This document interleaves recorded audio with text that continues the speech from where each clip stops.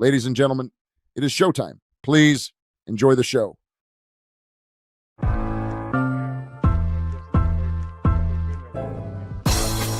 It's the corner where the treats at. Is this the passing of the torch, right? Is this what this signifies?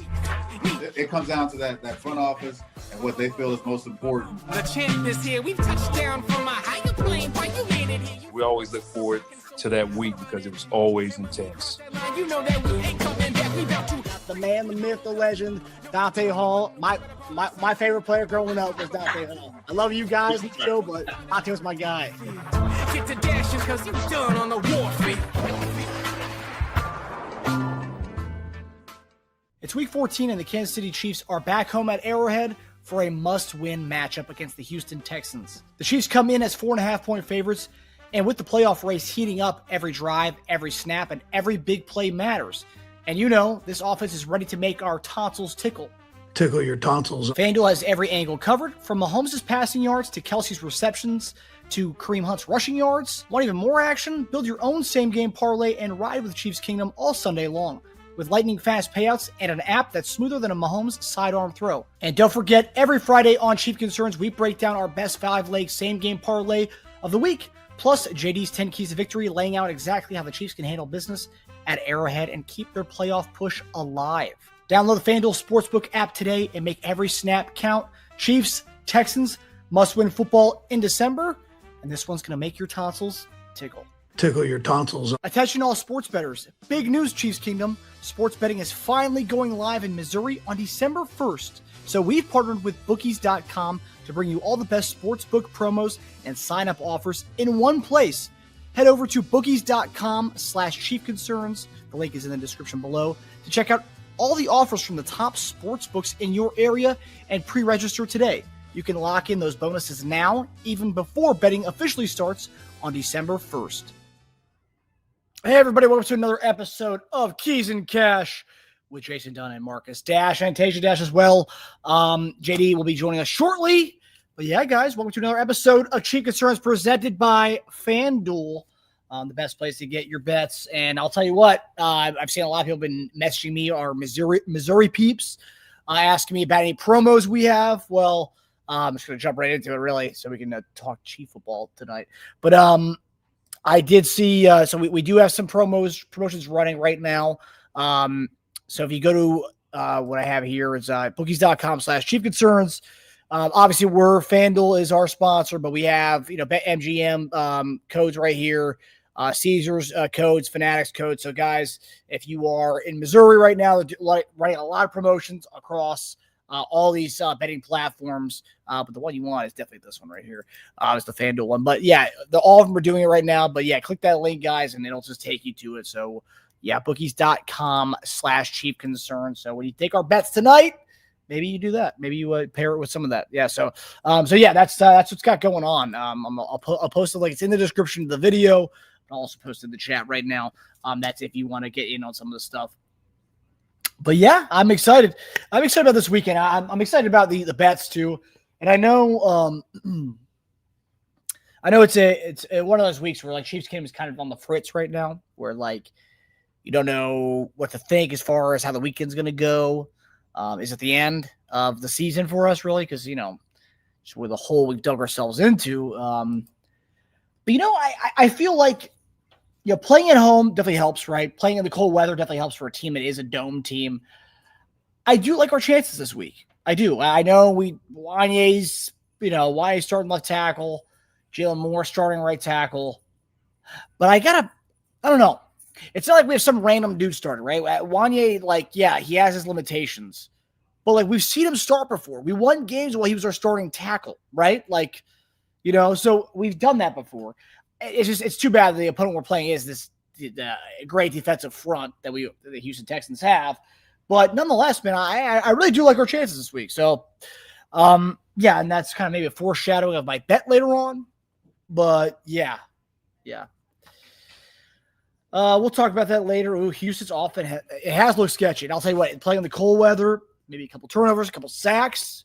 And there's a team that's given up 2+ sacks in 10 of 12 games this year. So there's that chance and possibility for us to kind of get in on the sack the sack party, because we really haven't had many this year. And you know what? I think it's time for George Karlaftis to wake up. That's my. I'm not going to bet on it, but hell, I'll take George Karlaftis get a sack this weekend as a side bet. I'm not going to bet on it as far as like tell you guys to bet on it, because he really hasn't proven me right this year. However, I will say I do think that the odds are in our favor to get a sack, and I think he might get one. I mean, hopefully he's hearing all the stuff from Chiefs Kingdom on Twitter this week, because a lot of people are calling George Karlaftis out. A lot of people say, "Hey, where's number 56? Where is it?" So like that's the thing.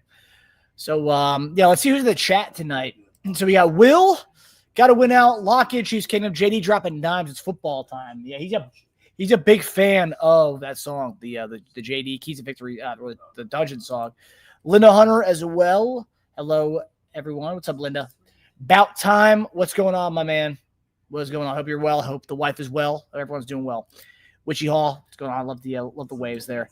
Sasha, hey, good people. What's up, Sasha? What's up, buddy?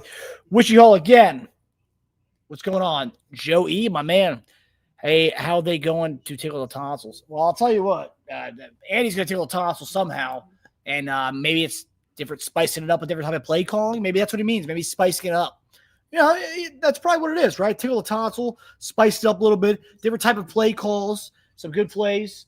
I don't know, but I do like the tickle the tonsils. I think it is foreshadowing some creativity as far as plays this week. That's what I think the tickle the tonsils means. Although, I mean, who knows? I guess I'm not Andy Reid's Webster's dictionary, but I don't know. I think that's what it means. There he is. What's up, JD? What's happening? I heard you tickle the tonsils. What's happening? Well, I mean, Andy Reid maybe foreshadowing some creativity in the playbook this weekend with the tickling the tonsils. I don't know. When do you hear that we're going to tickle the tonsils with every play? What does that mean to you? I don't know. I mean, I guess be on the lookout for something that we haven't seen before. I have no idea, but I guess it tells of using everything in his arsenal. He's pulling out the book. He's bringing one of the playbooks from off the top shelves. Hadn't been into for a long time. So I don't know. Maybe seeing something exciting. And so. Is that the postseason playbook that he only brings out once a year in playoffs, JD? Yeah. Bring from the top shelf like it's like. See what we got in here. Where have we not ran through a long time? It's like, when you see the movies and, looking for some ancient knowledge. Yeah. They go somewhere to one of these libraries, somewhere in Tibet or, some remote area of the world. Like the old Jumanji book. Yeah. And he's just like, man, where do you get this at? And like, yeah, this is where I got all of the answers. Mm-hmm. Yeah, I have seen a lot of people say that finally Andy's going to dust off the playoffs playbook, which is you and I kind of laugh at that whole thing where people say he's got a specific playbook that he holds for the playoffs, which I don't think so. Same playbook he's always had, man. He'll run particular plays, and it's really a combination of what you've run before, but you probably haven't ran it since camp or since last year. And so what they'll do is they'll comb through some of the things that worked out last year against them, of course, and then maybe a couple of years prior to that. That's what you pretty much do. You look at what teams were successful running against the Texans, and you take that approach as well. So considering all the things that we have to deal with coming into this game, obviously the offensive line being as beat up as they are, there's some things we had to do a little bit in that's going to be able to help them out somewhat. So I don't know what that's going to look like, man. I don't know how many plays we got in the playbook for those things. Sometimes it's just about doing your job, blocking your guy. Okay, that's what it boils down to. So we'll see. We'll see what it's going to look like, man. I got some ideas as far as like what I think we will see, things we will do. It's been very interesting, Marcus, to see, kind of the conversation this entire week surrounding this game. And so been a lot of people who, is kind of on the fence about everything. Oh my gosh, Wanye starting left tackle. What we going to do? I texted Grunny was talking about having 6-man protection, which I agree with. Grunny, absolutely. Tim Grunhide, if y'all don't know who I'm talking about, and definitely 6-man protection. You had to have a tight end in, sprint protection, turn protection to probably help out as well. And then, hey, man, Grundy was sitting there talking about King Suma at tight end. I'm just like, nah, we got tight ends for that. We just want to take up space right there. Yeah. But I mean, look, Will Anderson and Hunter, we understand what type of guys they are on the outside. But I think what we need to understand, too, is going into this game, Marcus, is it isn't about the panic. It's not. It's about just doing your job, taking care of the things that you can take care of, what you control. And so tempo of the game, running the football, get the ball out your hands pretty fast. I think we'll be fine. I think we'll be all right. Yeah, and even Andy Reid said today, kind of, I feel like he's walked it back a little bit. We know he was saying that he said Wanye was be left tackle and Jalen Moore be right tackle. Then today, that was what he said a couple days ago. And then today he said they played both at practice. We've had him do both, rotating right and left today. So I don't know if that means maybe on game day we might see a switcheroo, like from what he said a couple days ago, that maybe Jalen Moore plays left and Wanye plays right. I know that's what Mitchell Schwartz said. I know that we've talked about that as that Wanye was a right tackle. That is his better position. So kind of Andy's leaving it up in the air as to what's going to be the left or right when we go to game time. I mean, Wanye's played both. True. He's not really just a right tackle. He's played both. I think he's doing a decent job of it. Right tackle seemed like when he had that injury last year, when he came in, he was much better on the right side. And maybe it could have been with, he could tolerate the pain better, or he's able to, bend his knees or whatever you have to do on the right side as opposed to the left. But look, these guys know what they're up against. I've said that before. And they'll put out there, they'll give it their all. They'll give it their all, man. None of them guys want to get beat. Shoot, the guy gets past you, grab that sucker. Grab him. Do not let him get a free shot on Patrick Mahomes. But I think Patrick Mahomes also understands that he might have to step up in the pocket if need be on certain plays. But this is going into count of saying, hey, we got our running back in, we got a tight end in. They can help out and chip out. So what we do is just run, wear these guys down. Wear them down. So we'll be fine. And I remember last year going into not the playoff game, the first time we played them, the game like the 2 weeks before Christmas. I remember one of their defensive tackles said something about how they were going to bring the heat to Pat, and that was like fresh after Mahomes sprained his ankle during that Browns game. And then a couple days later, or that same day, I think the Texans defensive tackle, one of them made a comment about how they're going to bring the heat on Pat and they're going to touch him all day long. And then Pat ended up coming out there and running for 30 yards and a touchdown in that game. So I feel like people forget we've been in spots before against this same defensive line. And I feel like, we always take into account what's going on right now, and that right now is the most important thing. But again, if you look at like last year, we weren't in the most perfect spot at left tackle. We weren't. And Wanye has played left tackle for us in games we've won. Wanye has started for games that we've won. So it's like people are acting like this is like unknown. And obviously they're only looking at the bad of Wanye. But like he has started games where we've won before. And I know people want to talk about the games we lost, but we it's not like it's not something we have to do something that's never been done before. We've won games with Wanye playing as a tackle spot for us. So and we beat in this team too. Yeah, and he's done pretty well at that position.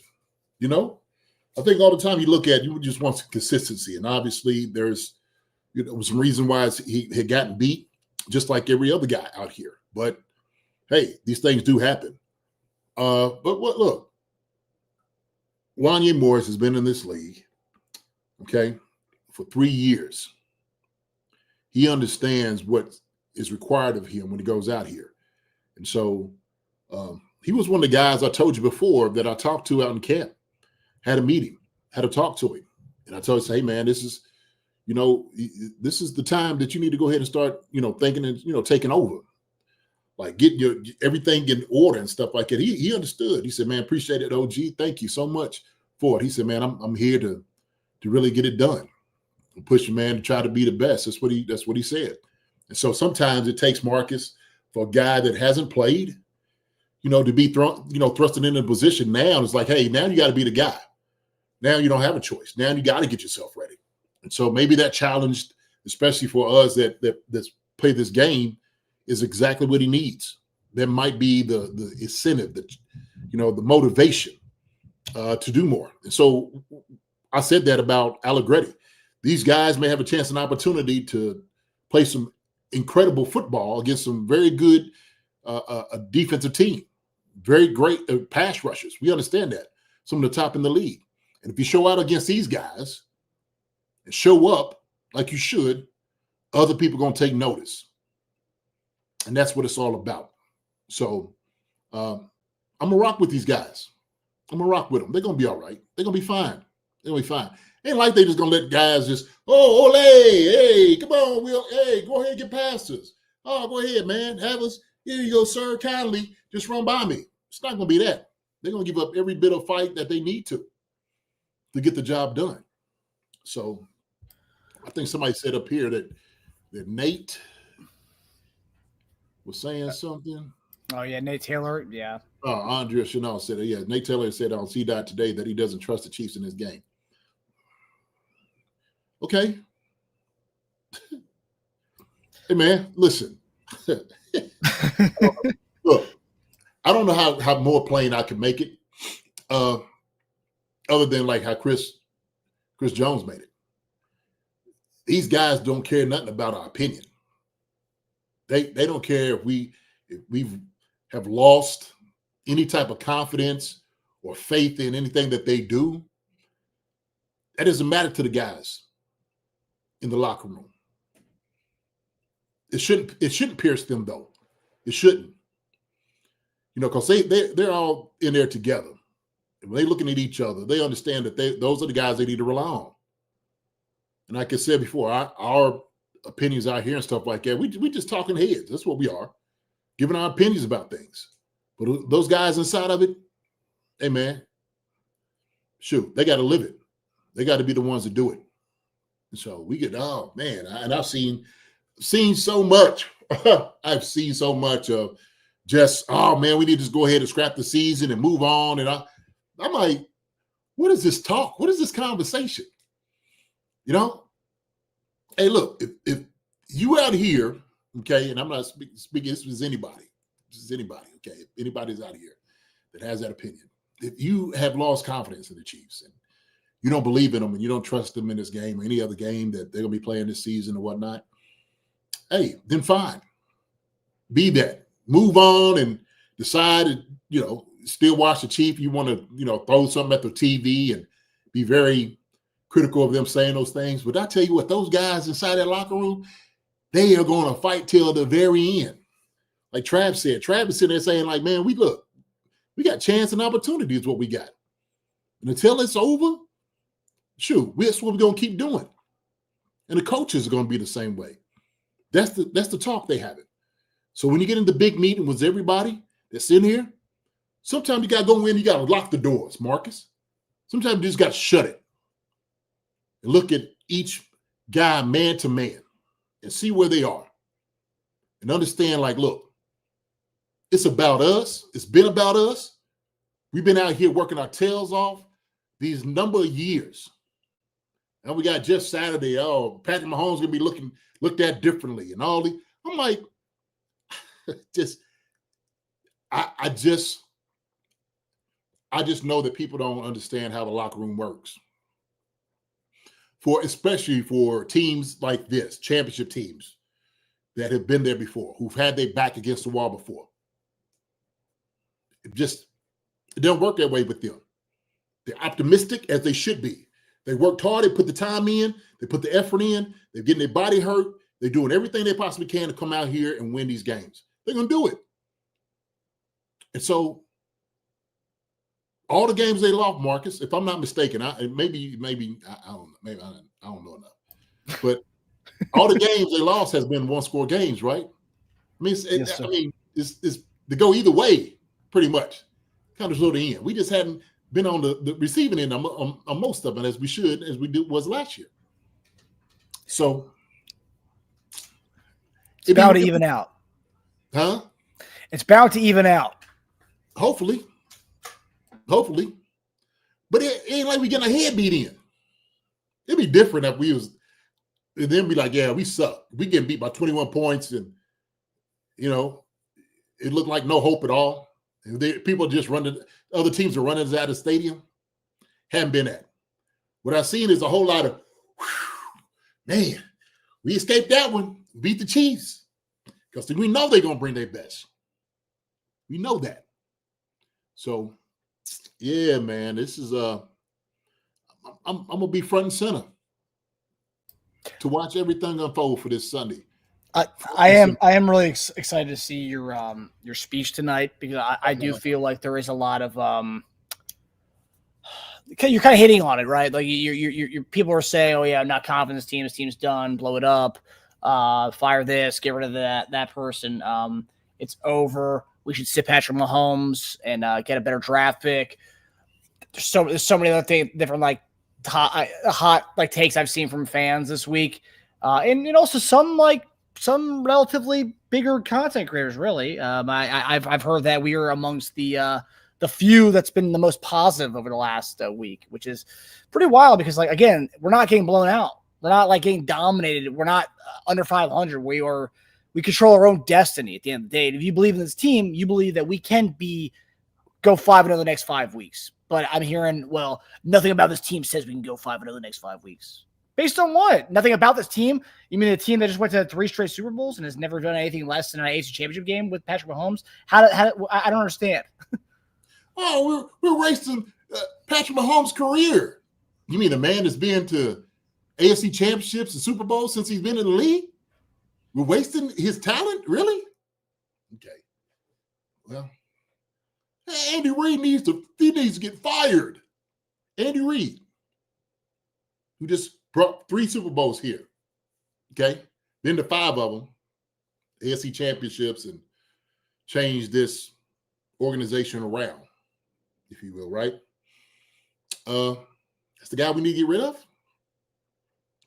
And I get everybody's they caught up with the Chiefs, and we need to have some more new blood offensively and stuff like that. Okay, we can have that conversation.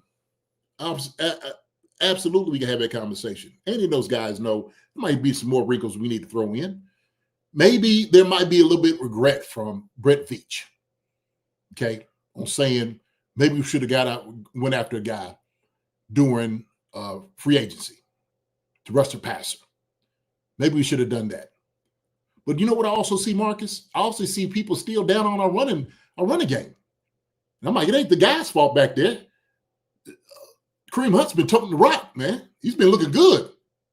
Matter of fact, if you look at the measurements and all that, I think he was somewhere, I don't know, like 12 or 13. He's somewhere up there. Our guy, Kareem Hunt. A few behind Breece Hall, I think it was. Above some other dudes. Yeah, metric-wise, he ranks high in a lot of different statistics, but because he doesn't rip off 40-yard runs, he's not good, apparently.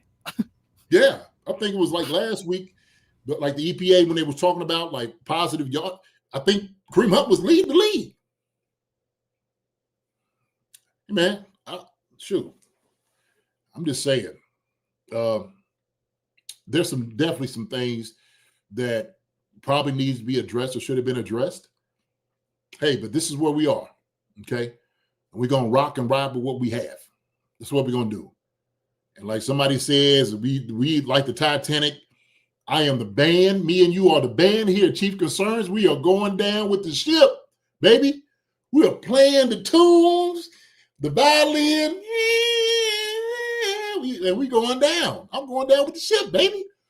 That's what's going to happen. So this guy's going to be all right. He's going to be all right. So, hey, man, we'll just have to deal with it. We had to deal with it. And we had to deal with some folks, okay? I seen, who was that said the wheelbarrow time? I know it. I didn't have that. It's about that time about the wheelbarrow. Linda, after we win, I tell you, after we win this game, I'm going to have that wheelbarrow conversation because it is about that time, about the wheelbarrow. I think every every week from here on out is wheelbarrow time because every week, let's say we win this game on Sunday, which I think you and I both agree we will. We win the game on Sunday. Then following week, we're going to hear other stuff about why we can't beat the Chargers. It's going to be the same kind of topics going to happen every week until the end of the season. So I think every week's going to be right for the wheelbarrow story. It is. Because like you said, every week's going to be shaking knees. It ain't going to matter. Get the playoffs, shaking knees. Everybody, oh my gosh, and this rebuilding year. And man, we shall see. Yeah. But yeah, I do think there's certain things that are going into this game that a lot of people are kind of overlooking.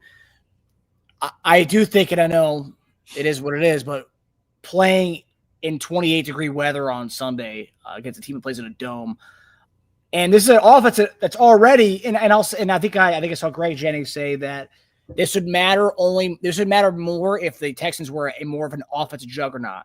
They're a defensive team, so the weather's really not going to impact them that much. But not being an offensive juggernaut, you're playing in cold weather like this. Stroud's not going to want to get hit in this. Collins is not going to want to get hit in this. And their offensive line's not going to be able to want to play in this kind of weather. I mean, so naturally, and already a team that's limited offensively, on top of that, you have this cold weather. I think it can impact their offense more. It's going to impact our offense as far as the weather-wise. Right. But I think people aren't thinking about that enough. And this is a team, I looked at some of their games. They've only played in 3 outdoor road games this year. Most of their, I think a couple of their road games were domes. So they've only played in 3 outdoor road games. They're 1-2 in those road games. They're outdoors. So already the home factor, prime time factor, big lights, and you're playing a team that's on the fritz. So there's a lot going there. There's a lot going there. And I'm telling you, man, December in Arrowhead, and I played 8 years in that type of weather. It is something that is hard to wrap your head around, that you have to get ready. You have to practice yourself to get to that place. And if it's your first time, you coming out of Houston, you've been in the dome, and you are in a shock. Your system is going to be shook. It's going to be shook. You're going to get out there like that. God, it's cold. Oh my gosh. I know it's that cold like that. Man. And yes, you're going to see some jokers fold straight up before the game. I'm telling you. I watched it. I seen it. When the Chargers used to come over there and play in December, them suckers didn't want to hit. All them little hard hits they used to give, Rodney Harrison and all them guys, got a little bit more softer. They had a little bit more coverage on than usually do. And so that is going to be a factor for sure, Marcus. It's going to be a factor. I don't care who it is, where you come from. If you've been in warm weather, you've been in the dome, you are coming into a whole different environment. Heck, you might as well be naked and afraid out here. Out in the frozen, in the tundra somewhere. Yeah. That's what it's going to feel like. So, yes, they will. Andrea said they're taking me on the bench with their coats, hats. You're going to see a lot of jokers huddled up around about that the little heater. Mm-hmm. Herd over like cattle. So. Yeah, I'm seeing it right here. So at around 7 o'clock Sunday, 25 degrees. Wind 7 miles per hour, so not much wind. Then 10 o'clock, so about a little after halftime, 22 degrees. So it's gonna be chilly. Them jokers will be ready to get on the plane. I'm telling you, ready to get on the plane. When is this thing over with? Let's wrap this thing up. Ref, do not blow any more whistles, please. No more. Just let us play. Yeah, we want to get out of here. Okay. And so it is a sight to behold. When you see a joker like that shrivel up, oh my gosh, it is cold out here. And they'll tell you that. I've had conversations, defenders man, it's cold out here, man. It's too cold for all that. When you your ear pads and your face mask, all that's this cold. This got cold right on your face, man. It's just, I'm telling you, it's a different thing. And referee to Witchy Hall's point, it'll be too cold to blow the whistles. Referees don't want to get the heck out of there. They're not going to be not going to be flag happy at all on Sunday. Yeah. Nope, we got to get out of here. Man, keep that flag in your pocket. Keep that sucker tucked in your pocket. Okay, all right. Okay, we got to get this thing moving. So, yeah, I mean, I'm excited. I mean, it is. I mean, we talk about must win. I mean, it is playoff football starting a little bit earlier for us, right? We're used to playoff football, but that's going to be it's gonna be interesting. I mean, the fact that I think I saw Nick Wright say this: if the Chiefs win out 5 games, the next 5, he said they're going to the Super Bowl and they're probably going to win it all. But like the fact that we're starting playoffs a month and a game early, it's the last team you want to play playoff winner go home football against. Is the last team you want to play. Definitely, without a doubt. Why? Because they recognize that the Chiefs could really be on top in the NFL. One-score games, and I guarantee coaches like, hey, man, do not get it twisted. Don't sit here and just think that the Chiefs are just a down year. Things just haven't been working out for them. Haven't been working their way. But we know they're a dangerous team. And we are definitely not a team nobody wants to see. I promise you that. I promise you that. So. Yeah, it's gonna be a good one for sure. Witchy Hall says one thing we cannot discount is their D-line coming out for O-line. No doubt they'll smell blood in the water, but I think our O-line is tired of hearing how useless they are. That's a good point. I mean, like Jay and I talked about the other day on Wednesday. I mean, these guys, Wanye and Jalen Moore, I mean, these guys are trying to make a name for themselves. Caliendo, especially, who's been hearing, the critiques for the last year. These guys may not be in Kansas City next year, but it may be elsewhere. And this is the resume. I mean, this is the resume. They're trying to put this stuff on tape to get signed elsewhere. So this is a big deal in a prime time spot, which all eyes, all execs in front offices will be watching this game. Yeah, it will be. So it's a great audience to have. So we have the prime time premier game at the night. People's going to be watching this before. And it was like, I want to see what the Chiefs going to do. Get the Texans. So it's 2 very good football teams just playing. And so it's the same thing, like I said, Kansas City's American team now. Cowboys fans thought they was coming out for them. We back. Y'all back? 6-1? Okay. All right. Got you. Y'all back. It was our fans, okay, our faithful fans, and of course our faithful haters that come back to watch us. They want to see us lose. So, that was prevalent when we had the people come into our chat room and everybody, all the, Chiefs get all the calls and usually see it didn't work your way this time. We know we're going to have that. So. Yeah, we had and I think it was the most watched regular season game of all time, the game on Thursday. Yeah, it did. America's most hated. So. Yeah. Yeah. And then, last night we saw what we should have done to them last week, but it's okay. See what the Lions did to them last night. And they called it OPI on Pickens last night. I was like, well, where was that last week? And the OPIs that we were seeing from those receivers last week were way more egregious than the one that was called last night. But again, different officiating crews, but still. Yeah, I didn't get to see the game last night, but I did see somebody said OPI, but I didn't get to see it. I didn't get to see it. Yeah. Was it that bad? No, I mean, in comparison to what we were seeing last week, where McDuffie's being shoved to the ground, nowhere near that. But again, it was in Detroit. Last year was in Dallas, so they're getting the benefit that they're benefiting the home team, I guess. Can you pull it up? Let me see. Let me check it out, man. I'm gonna see what it looked like. Because I was making that like Matt Nagy, what he said about the ambiguity of what they call referees trying to get somewhat of a great explanation of why they call that. He was like, man, I tell Xavier to do the same thing, run it the same way. And I agree with him. Nothing that Xavier did warranted to get called offensive pass interference. It just didn't. It was horrible. So Doesn't make you feel good when refs are still, hey man, we try. No, look, we know y'all blew that call. We know that, and like he was saying, that call in itself doesn't lose and win the games for us. So I guess it's one way to look at it, right? You can't be upset with it. If it wasn't in the game, it may be a different story. But all right, third quarter. No, and that's the point I was trying to make. Like on our post game show, and then when I did my roundtable show, it's like we're not blaming the refs for the loss. No, there's that you can point the fingers. You can point to anything. You can point to no pass rush. You can point to not having enough balance in our playbook. I mean, just there's so many things to point to. Not be able to guard the slants. Forget about the OPIs. Not be able to guard the quick slants. They're just dominating us with that. But you can still critique bad officiating and inconsistent officiating, which is, I think, where the Cowboys were kind of getting at today or after the game last night. Dak was saying that he didn't understand why that was an OPI. Well, that's because they're used to not getting those calls. So, like, that's just the inconsistent officiating.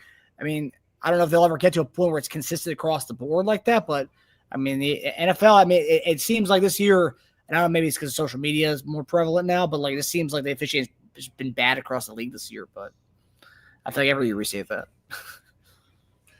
Yeah, man. I don't know, man. I think Tony Dunn had a few things to say about the officiating too after our game. I was like, man, coaches coming in and they're saying like, hey, man, like this makes zero sense on some of these calls being consistent. So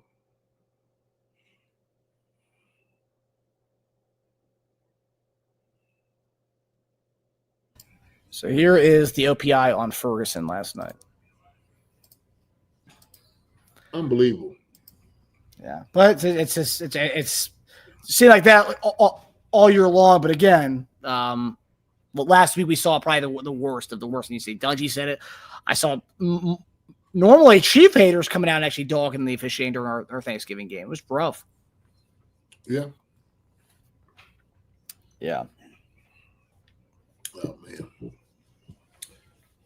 Yeah, man. Yep.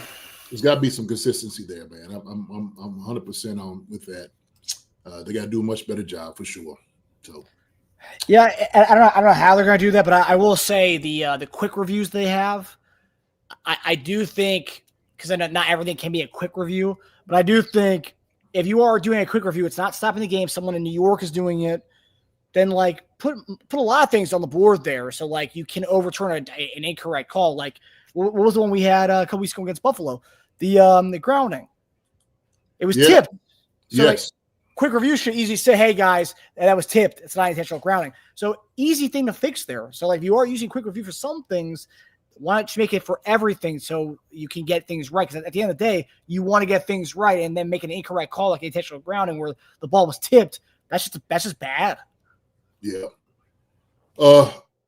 It was the one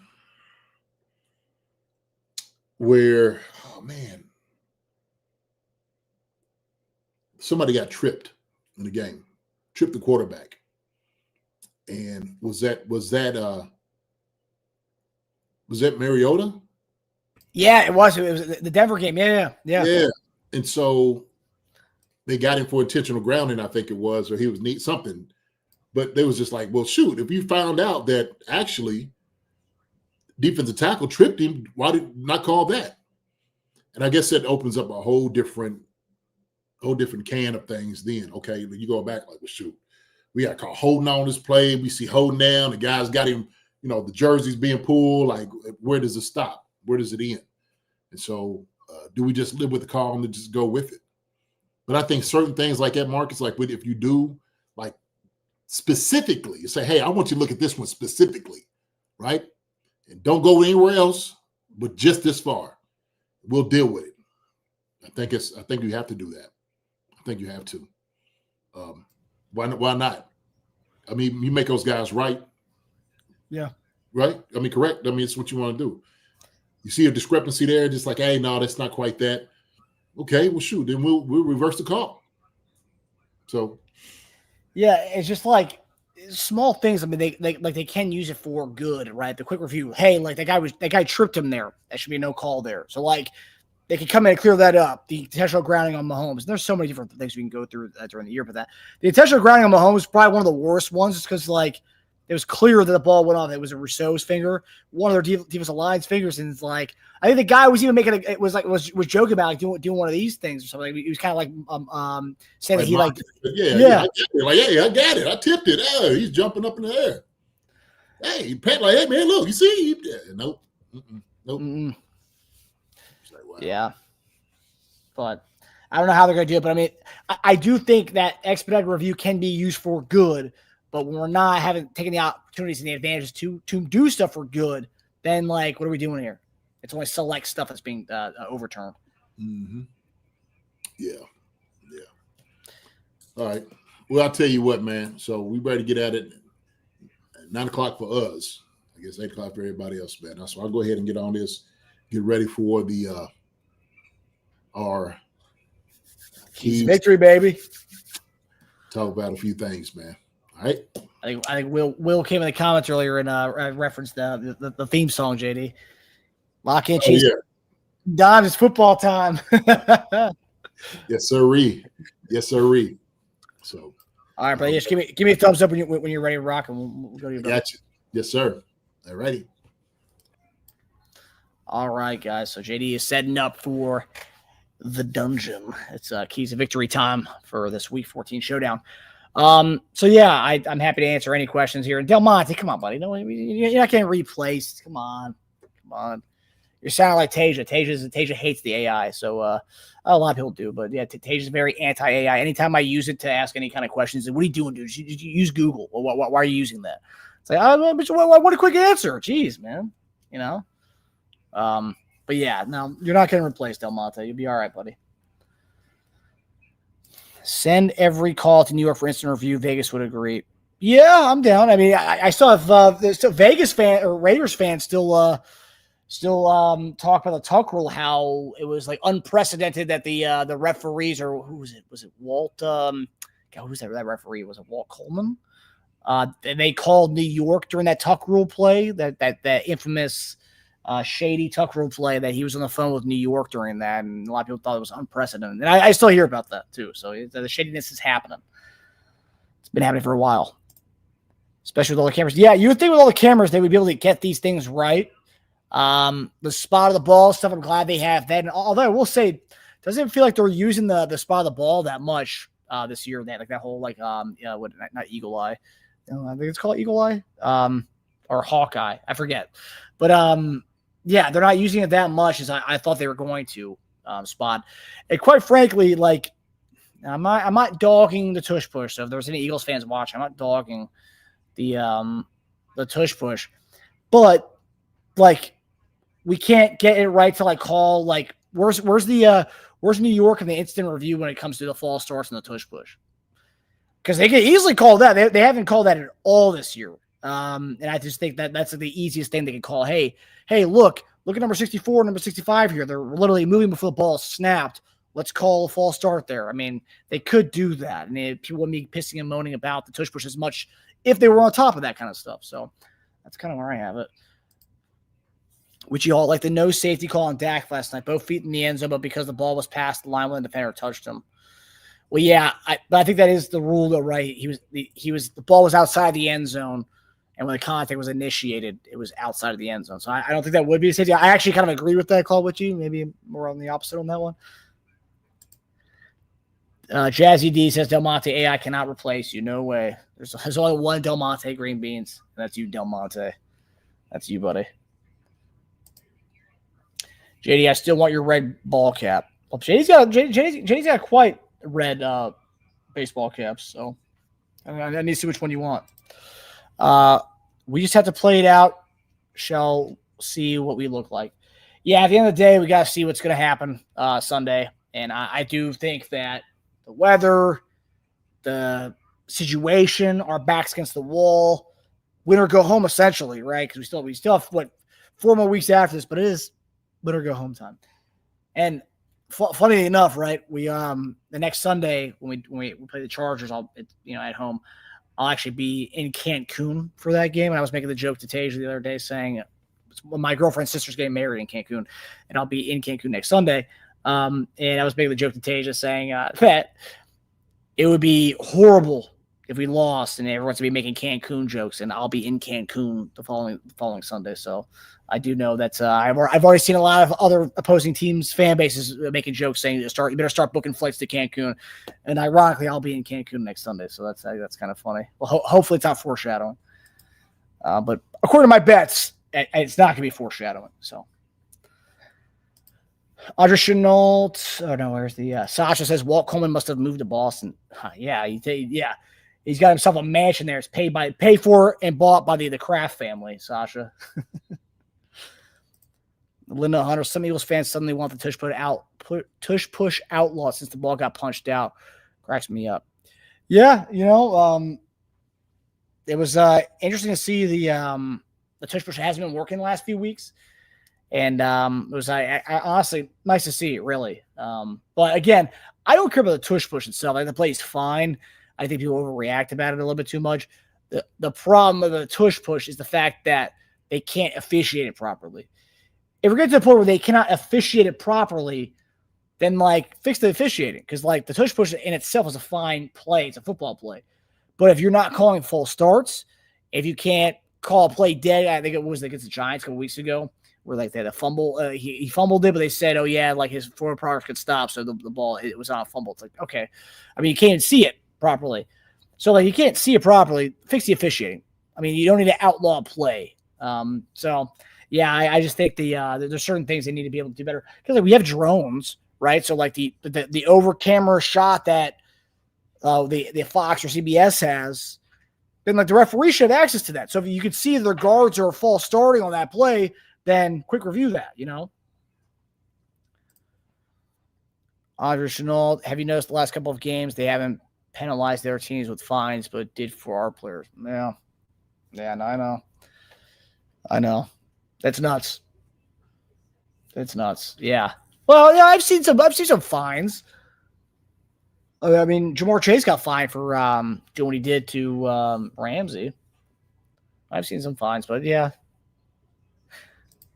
Linda Hunter or Jazzy D, when was the tush push punch out? Wasn't that the Bears game? It was the Black Friday game. Or was it the Dallas game? I don't remember. So it's within the last 2 weeks. Drew A. Marcus, don't jinx us with the Cancun talk. No, I'm not jinxing. I'm just saying that, ironically, I'll be in Cancun next Sunday, and potentially that's where there's going to be a lot of Cancun talk. And I've already heard it this week. I mean, I've heard Broncos fans on our channel and Twitter, and Texans fans on our Twitter say, get those flights ready for a Cancun. And it's okay, buddy, relax. Which all sounds exactly what Eagles fans would do. They're the first to turn on their team. They are. And I'll tell you what, as a Philadelphia 76ers fan, I know exactly how those Philadelphia fans are. It's pretty rough. It's pretty rough fan base. It's tough. It's tough to be a part of. I will say that as far as the basketball portion of it, not the football portion. Because they turn on their team at a drop of a hat. They can be 12-5, and then a 3-game skid go 12 and say, oh, blow it up, time to get rid of everybody. And it's honestly starting to sound like how some Chief fans are saying about Andy Reid right now. So yeah. It was funny about the fans who, and I apologize to any fans in our chat who are pro fire Andy Reid, but I find it funny how these fans are citing here's a good example, right? Like JD and I just talked about. We talked about how we've gone to 3 straight Super Bowls, won back-to-back, won 3 Super Bowls in the Andy Reid era. But when it comes to fit their narrative of why they should fire Andy Reid, and say, well, look what he did in Philadelphia. Look at the end. Look at the end of his time in Philadelphia. Look at the records. It's like, wait, what? You're literally citing something from 15 years ago as evidence as to why the Chiefs should fire him now. It's like some of the logic doesn't even make any sense. I mean, I get you want to fire him for whatever reason because you're mad that we're 6-6 and he never dealt with, a 500 football team. Maybe, I don't know, you didn't watch football up until a couple of years ago. But we're not firing him just because it's looking rough like the end of his Eagles era. It's a different team, different era. You didn't win 3 Super Bowls with that team.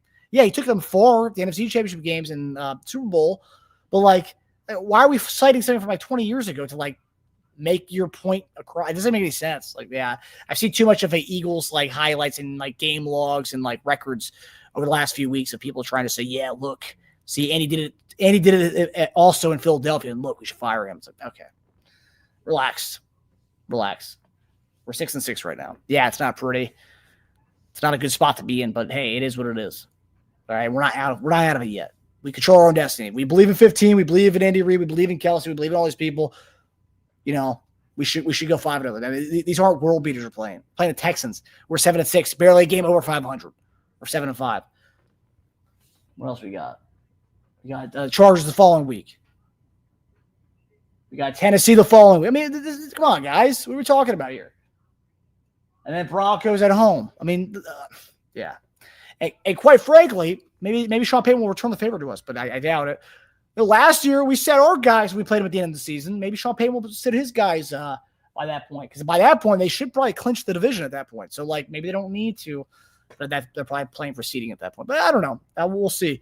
But again, and then we play the Raiders to finish out the season. These aren't world beaters. These last 5 games, if we win these, we get to the playoffs, and none of these teams are world beaters. Is Sunday a tall task, beating this team, the Texans, this great defensive line, with Wanya Morris? Sure.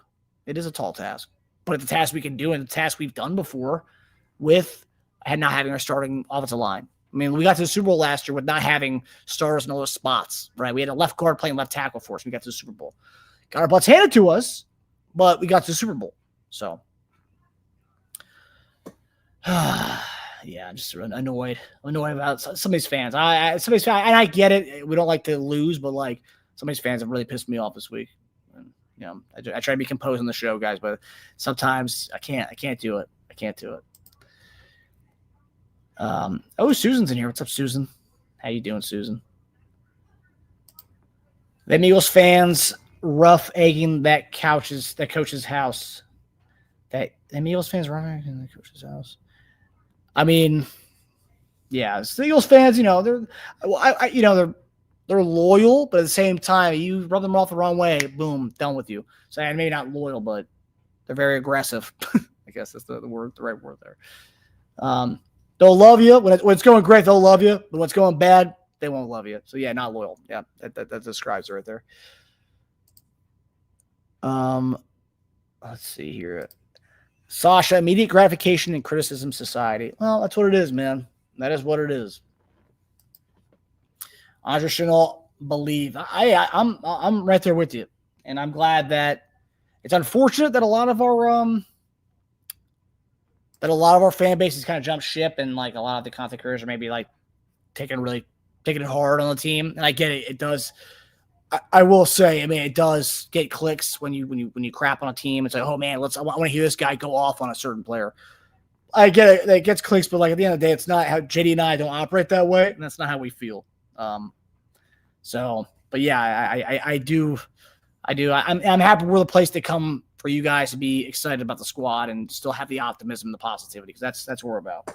We could have all been sour grapes after the Thanksgiving game, but we didn't. We pointed out some criticism, and they're like, that's fine. Enjoy your Thanksgiving. We'll see you guys back on Monday, and we'll talk about it. So, yeah. Jazzy D, go ahead and vent, Marcus. We all benefit. Hey. Yeah, I just wanted to call out some of the certain fans, that some of the logic and the rationale behind it. It doesn't make any damn sense. Michael Kill, some of the fans need to believe or go to another fan base. Yeah, I mean, look, when I was a kid, right, I used to get really upset with the Chiefs when when the Chiefs would lose games, and I would never threaten leaving the fan base, but I would get mad. But come on, look what they've given us, this unprecedented run. I mean, no one should be upset by a 6-6 record. Sure, be unhappy about it, but look, we're not out of it yet. And then when we do get eliminated, then we can have all the conversations. Like JD said, sure, can we talk about sprucing up the offensive playbook? Sure, we can have that conversation. Should we talk about addressing some of the needs, like getting a pass rusher, like a legit pass rusher, a legit dude? Sure, we can talk about that, but to say blow it up, it's ridiculous. It's a lot of ridiculous talk. And that's not how JD and I roll. I mean, yeah, sure, we could say ridiculous things, but ridiculous talk like that? Nah, that's not us. That's not how me and JD operate. Maybe Teja. Teja operates like that, I think. Teja. Not me and JD, but Teja, sure. Teja wants to give Tyquan Thornton the max contract to make him the number one receiver. Now, I like Tyquan Thornton. I think he's a great deep threat, but I don't know about a number one. No, I'm joking. Teja never said that. And Richie Hall, JD and I love you too. Appreciate you. I believe and wore my Chiefs red shirt Friday. Go Chiefs. Hey, Michael. That's how you do it, buddy. That's how you do, my man. 2 years ago, we couldn't catch a ball, but won the Super Bowl. Go Chiefs.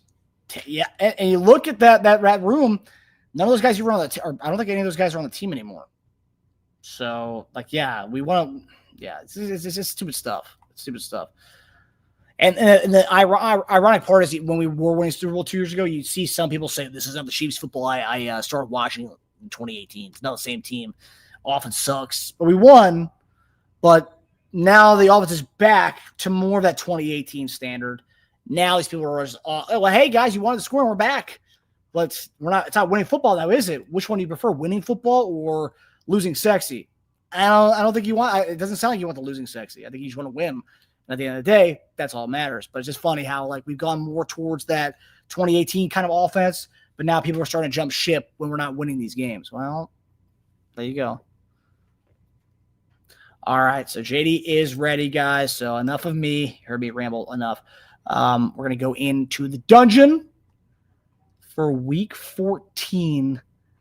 Keys to victory from our guy, former Chiefs tight end, Jason Dunn. I'll see you guys on the other side. Lock in, Chiefs Kingdom, Jason Dunn's dropping dimes. 10 keys to victory, is football time. He's been in the trenches, he's battled the best. Breaking down the matchups, forget all the rest. From Mahomes to the defense, the blueprint is clear. JD's got the knowledge that the fans want to hear. Keys to the game, straight from a pro. How the Chiefs take the win, he's letting you know. Lock in, Chiefs Kingdom, Jason Dunn's dropping dimes. 10 keys to victory, is football time. You best believe the Chiefs are down there for business and blood.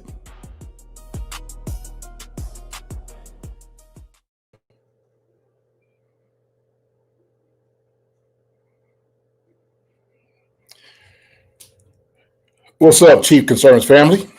Good to see everybody here tonight. This is Down in the Dungeon, Keys to Victory with JD. Now, I'm trying to be somewhat patient, try to be somewhat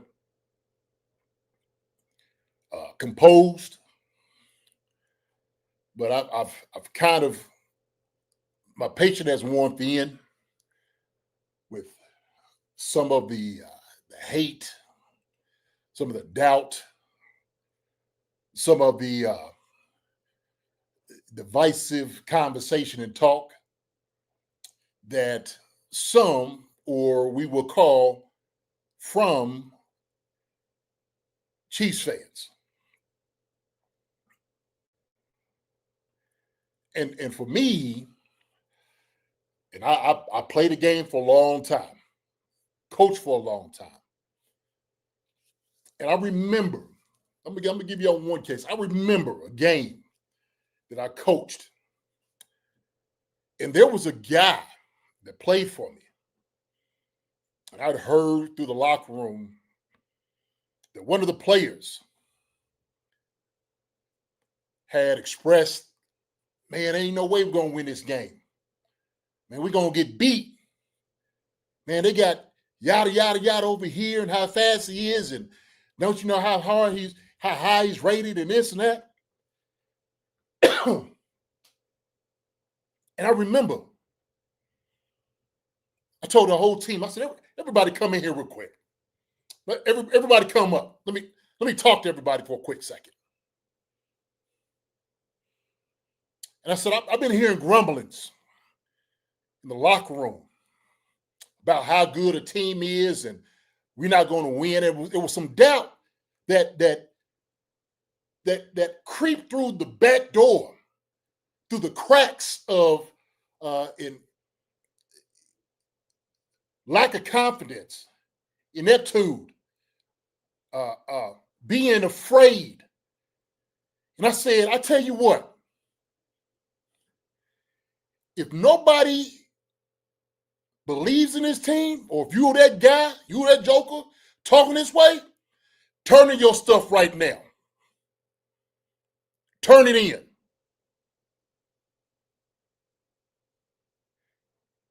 This game is not about the faint of heart.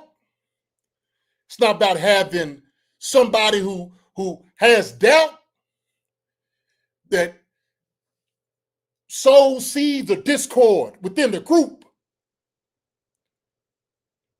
This is not what this thing is about.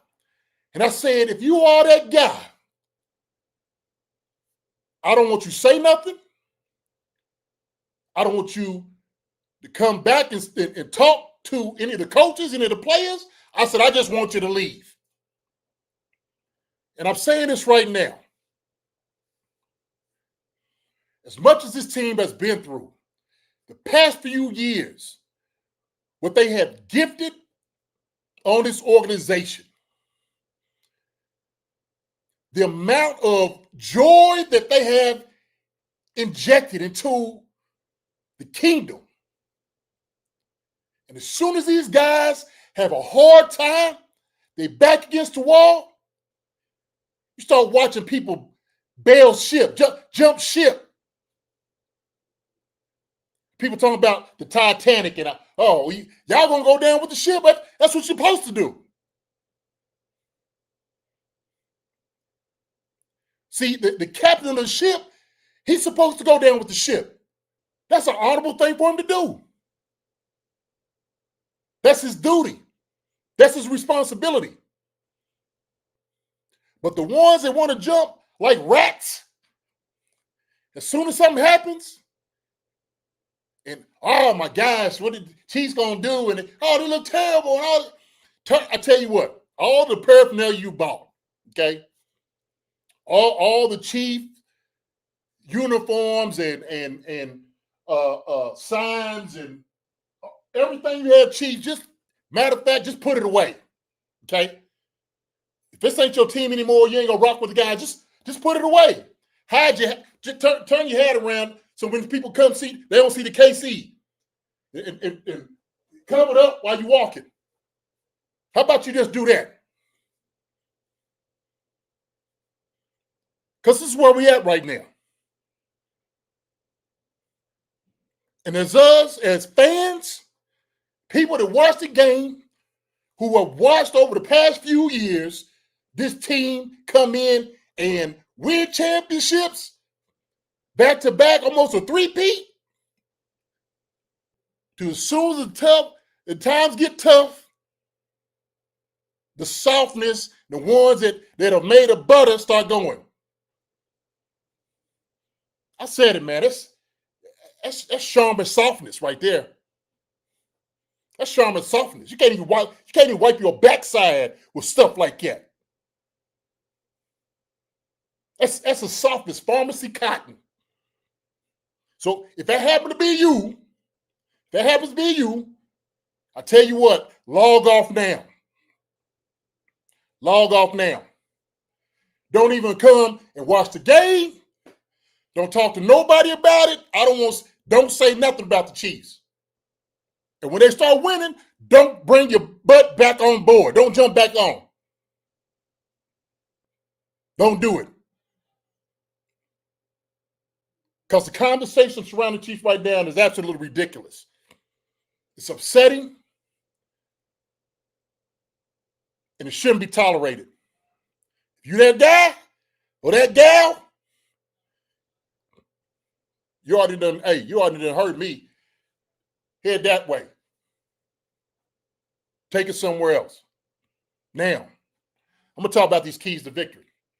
Okay? Because what championship teams do, they talk about keys to victory.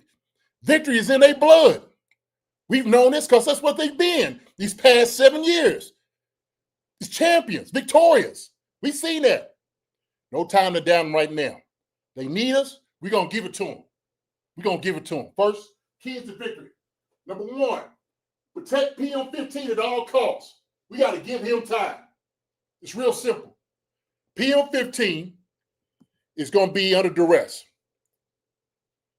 during this game. That's all right. It's football. We understand what's going to happen. They got some very talented pass rushers on the other side. and they bring the funk, fine. Bring it, baby. We love funky stuff. Bring it. Bring it.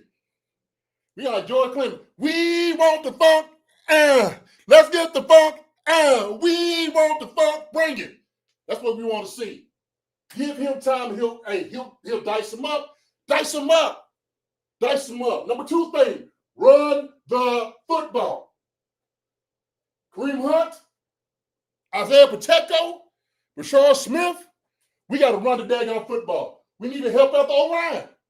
We talked about it, right? Wanye Morris, Caliendo, Jalen Moore. Oh, my God, what we going to do?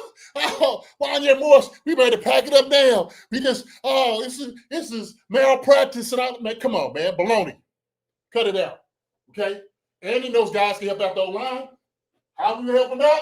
Run the daggone football. That's what we affected. They got pass rushers, run it straight at them. That's what you do. How do you negate a good pass rush? Run straight at them. That's what you have to do. Okay? Number 3 thing. I've said this. It's a very important thing in the game we have to do. Tight ends need to feed. 13 personnel, baby. We got to see it. We got to see it. We got 3 tight ends that are very, very talented. They know Gray might be coming back this week. Whatever it is, the combination of tight ends we got to have 13 personnel. It helps it in the run. It helps out in the pass. Helps out in the play action. It helps out in every aspect of what you do on the offensive side of the football. That's what has to happen. You want to occupy space on the outside, and guess what? Our tight ends are one of the better tight end groups in the league. I say we're probably number 1 with the type of offense we got. We have it. We just got to show it. 13 personnel, baby. We know Travis is going to have a good game. He's on a mission this year. Let him cook. Right? Number 4 thing. Playmakers assemble. Avengers assemble. Like, hey, we got to assemble this game. Playmakers. Who's got to be? We got to get a whole lot of Hunt, whole lot of Rice, a whole lot of Kelce. Right there. The 3 amigos. I remember them, 3 amigos with it. Remember that little thing they used to do, 3 amigos? That's what we got to see. Hunt, Rice, and Kelce. These 2 right here, over the middle. That's where they're susceptible. Rice and Kelce, let them guys fly. Worthy comes in. We got Thornton on the outside. We got Brown on the outside. We got guys. We got playmakers all over the place. But this one right here, hey, Kareem Hunt, let him get touches. Let him get touches. Number 5 thing we have to do, okay? Score in the red zone. Score in the red zone.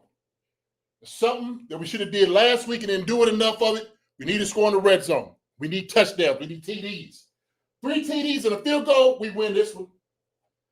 3 tubs and a field goal, we will win this game. Pure and simple. Pure and simple. That's what's going to boil down to. You'll know this because what I have up on the defensive side, but 3 touchdowns and a field goal, we win this game. Now, let's go to the defensive side of the football. What we're going to do on that side over there? That's the question, right? Defense been getting a little flack. Everybody's been on their back. Chris Jones done let everybody know. Y'all done pissed down 9-5, man. He done with y'all. Chris Jones said, I don't want nobody's help. I don't want to hear nobody in the kingdom. He said, y'all turn on us more than I've seen anything else turn. So, we're gonna talk about it. Keys on the defensive side of football. I said there's a few things that have to happen.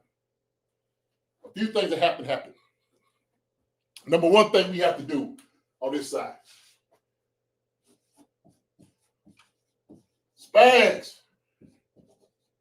Bring the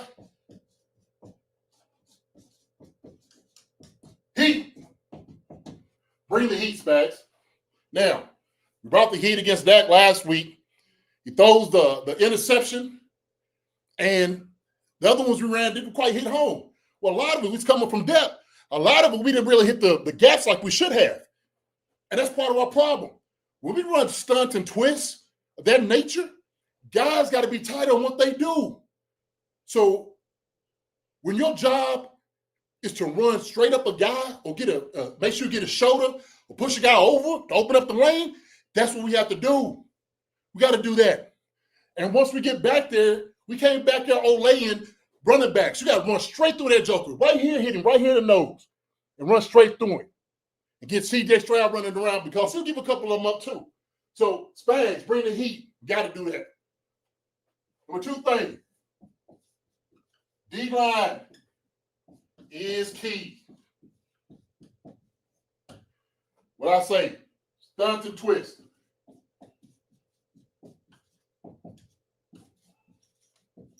Stunts and twists. And this guy right up here. What up, Kalafkas? Where you been at, buddy? Been a couple of games since I heard your name. Today's your week, baby. It's your week this week. I need for you to come out here and get you a couple of sacks. It's time to get out there, man. Show us what you got. It's time, George. It's time. Always good to see you, buddy. But right here, D-line is the key. Stunt and twist. Same thing.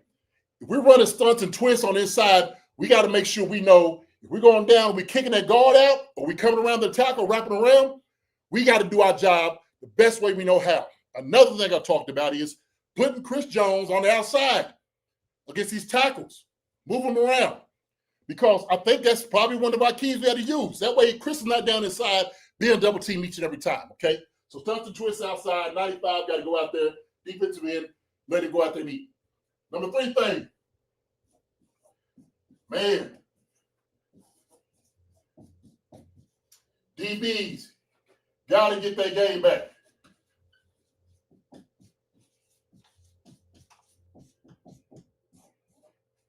DBs got to get their game back, man. We got to create turnovers. I'll say this. Our top dogs, McDuffie, Jalen Watson, was embarrassing last week. I know they felt like it was embarrassing to watch the thing that was happening. You know, obviously the pass interference calls and whatnot was ticky-tack, probably shouldn't have been called. And they took our aggressiveness away from us. But, hey, you keep playing. If I'm Spags, I'm like, you play the same exact way. The same exact way. You make them jokers call it. We stop Nico Collins and, you know, those guys from getting Schultz and everybody else from getting up there and making good plays on you, okay?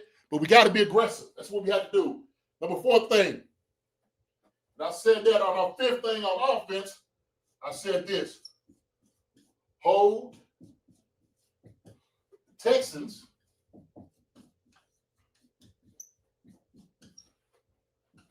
$20 points or less. Hold the Texans to 20 points or less. We hold them 20 points or less, man, we win this one. We win this one. There's not going to be no question about it. I can't wait to see what the bets are going to be, to see exactly what the line is y'all are going to be talking about. But hold them to 20 points or less, we will win this game. And we'll win it handily. That's the way I look at it. Them guys don't want to come out there and play. They don't. Man, you get out there, man, it is Kansas City cold at night. Fingers is all brittle. You getting out of that warm locker room and that air hits you. And all you want to do is turn back around. You just like, oh, man, we got to play the game tonight. Oh, man. Can we get back to Houston as fast as possible? That's what they're going to be calling for. So we're going to make sure them guys, we're going to make you love it. That's what we're going to make sure you do. We're going to make sure you love it. Okay? 20 points or less will have to happen. 3rd thing, special teams. Did a great job last week. Now what we're going to do is field position.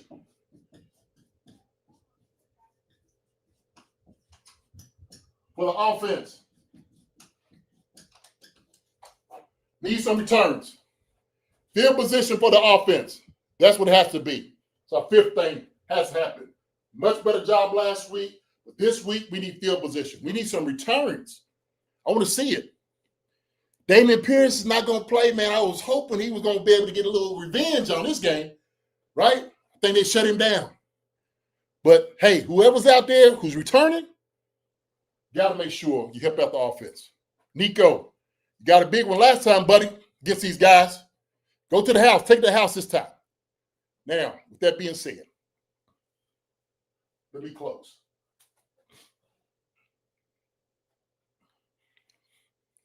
I know my speech and my conversation at the very first of this might have been a little harsh. Might have been a little bit touchy, but you know what? I'm gonna be honest with you. I don't really care. No, I'm not off on that right now, to be honest with you. I'm okay with that. Y'all can be mad at me, and y'all can come to our channel and say, "Oh man, they too they're too happy. They're too optimistic about these guys. They can be down such and such, and JD and Marcus and Emma. They still ride with them." You damn right we will. You absolutely right. I tell you why. See, I've been in the trenches. I've been in the uniform. I've been in the locker room. I've been in there when people doubt you, that don't have your back. But every chance they get, when you do something good, they come pat you on the back. Man, get your hand off me. Don't pat me on my back. I don't need no pats from you. Where was you when I was struggling? When I needed your help? The time I'm asking you to pick us up just to cheer from us. Where was you then? Don't just come around all of a sudden when things start happening the way that you want them to happen. Now, oh, hey man, good job. To hell with that. This is a war. We in it now. We in the thick of things. And the only question we got is, who's riding with us? That's it. That's what we need to know. So if you ain't 10 toes down with us, you ain't got our back, then you need to go ahead and get the hell out of the way. Because we're ready to get back here. We need to take over. And it starts this Sunday. We'll see you then. See you soon.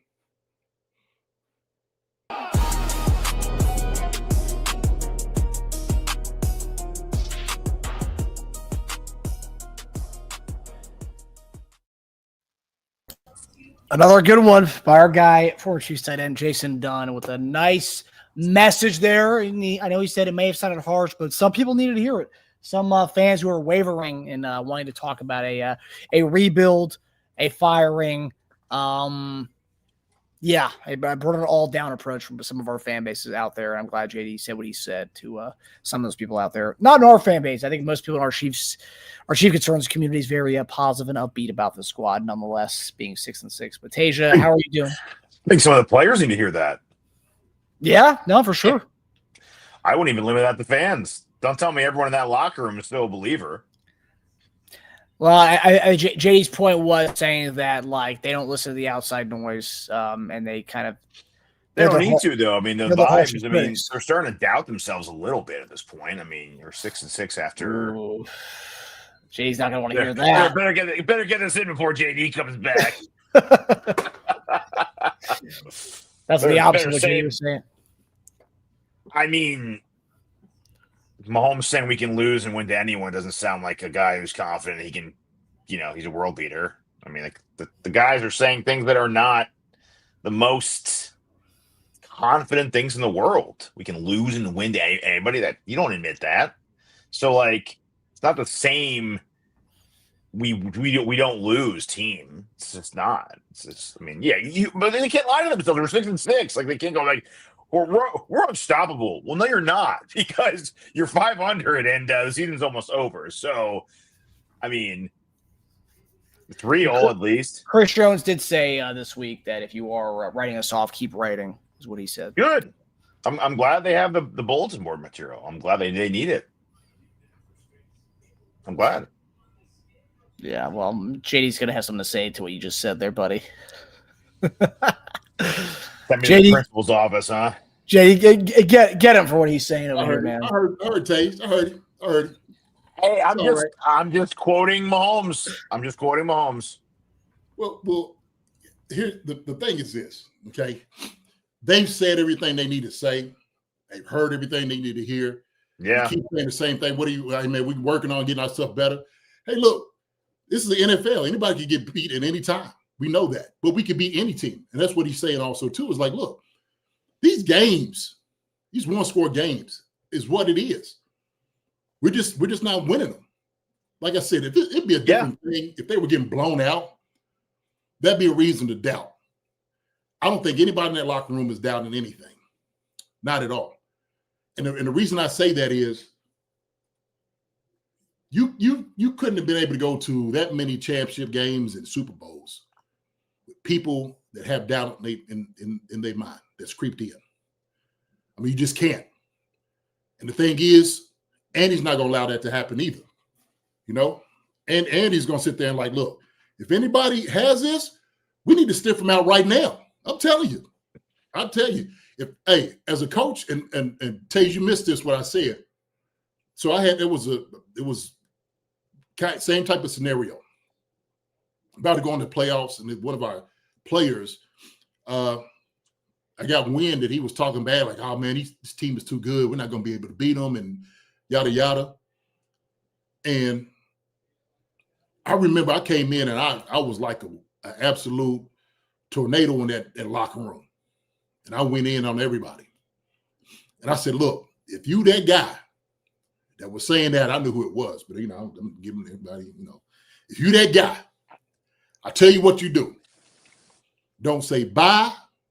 Just put your helmet in your shoulder pads. Leave them at the door.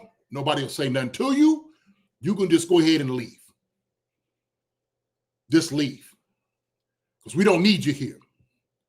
If you that one that's sitting over here sowing seeds of doubt and discord amongst the guys, you don't need to be here.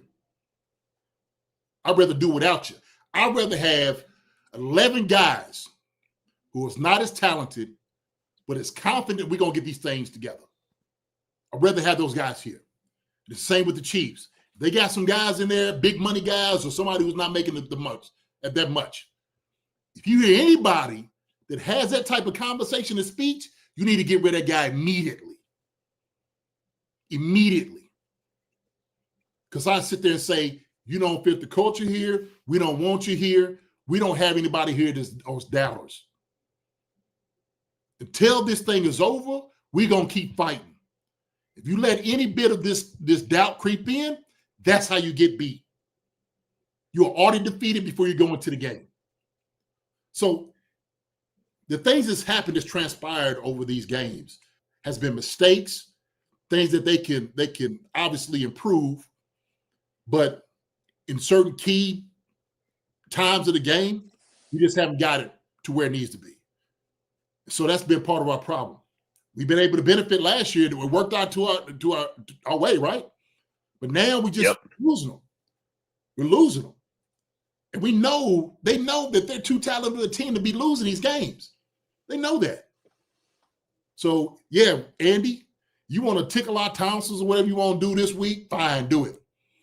If you had to take a long look in the mirror and bring all the coaches in here to get on the same page, on board with the same thing, that's fine. But I know those guys are not going to waver. I know those guys in the locker room right there, they ain't worried about what everybody else says out there. They're just not built that way. They're not. And I'm telling you, if they hear somebody like that, they'll sniff that out immediately. Immediately. And they'll get that joker right up out of there. I know I would. You got to go. Oh, coach, bye. See you. Thank you. I'm like, get the last check and send him home. I mean, I didn't say they don't believe, because I know people in the comments are like, oh, everyone believes. Of course they believe. I'm just hearing things I've never heard from some of these guys. And you can see in their faces, there's just a little more doubt than previous years. And there should be. And they're 6-6. We haven't gotten this far into a season with our backs against the wall. This all started because I said some of the players would benefit from hearing your speech. That's all I said. I heard that too. It spun into this. It spun into what we have right now. No, look, I get it. and what I'm and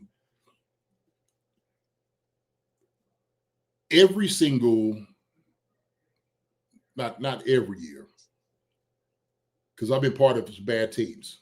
It's a bad team. I played in Philly at one point. It was like a bad team. The environment was bad. I mean, guys, it was a revolving door, in and out every week. It was like got rid of an offensive coordinator. Like it was things that was changing around, right? Which is like the worst thing you possibly do. When you go through like a coaching change and all that, you're like, oh my gosh, like the ship is burning. You do, okay? And they trying to just grab whatever to salvage the season. But every other team I've been in Kansas City, and you're looking at the games, you do the count and all of this, and you're looking like, okay, here's definitely a path we could get to the playoffs. You have to hang your hat on that. And I know because of the guys that's right there with me, that's practicing with me, not only do I know their talent, but I also know their heart. And I know when it comes down to it, these guys that's beside me is not going to give up. They're not. And like I'm saying, we just not built that way. Because if you are, you get hurt, and you see guys starting to check out. And it's apparent. It's absolutely apparent. And so this is what comes into like the closed locker room doors and all of like, hey, man, all the coaches get out. We need everybody out of here. And Chris Jones is at that place right now because he's sitting there saying, man, when I was getting pats on the back, little pats on the back ain't happening now. Mm-hmm. A lot of criticism. And that's why he did the whole video, whatever, screw y'all. Because he knows to stay in the locker room when you look at your brothers, like you would, Teja, like shoot, you right there with Marcus. If y'all two right there in the alley, okay? Y'all got to get down this alley. And Marcus is back there, and maybe he's the one like, oh man, I don't know if I hope you smack him like, hey, Marcus, wake up. We got to get out of here. Right? Okay? Yeah. Because I would expect your pops, y'all got your pops in you. And I'm sure your mom too. Right? There's going to be warriors because y'all know what that is. Oh, yeah. And y'all going to grab each other and say, hey, man, we got to get through this. That's what's going to happen. Snap out of it. This is it. So this is it. I know that, man. When my brothers, hey, it's it. But playoffs are right now. Playoffs is right now. Playoffs are right now. This is playoffs. It's one game, man. This is it. The rest of the season, pretty much our playoffs start now. That's right. That's right. We get through this right here. Let the other guys heal. Let them come back. So I do believe we beat the Texans. Let the guys come back. We're going to be fine.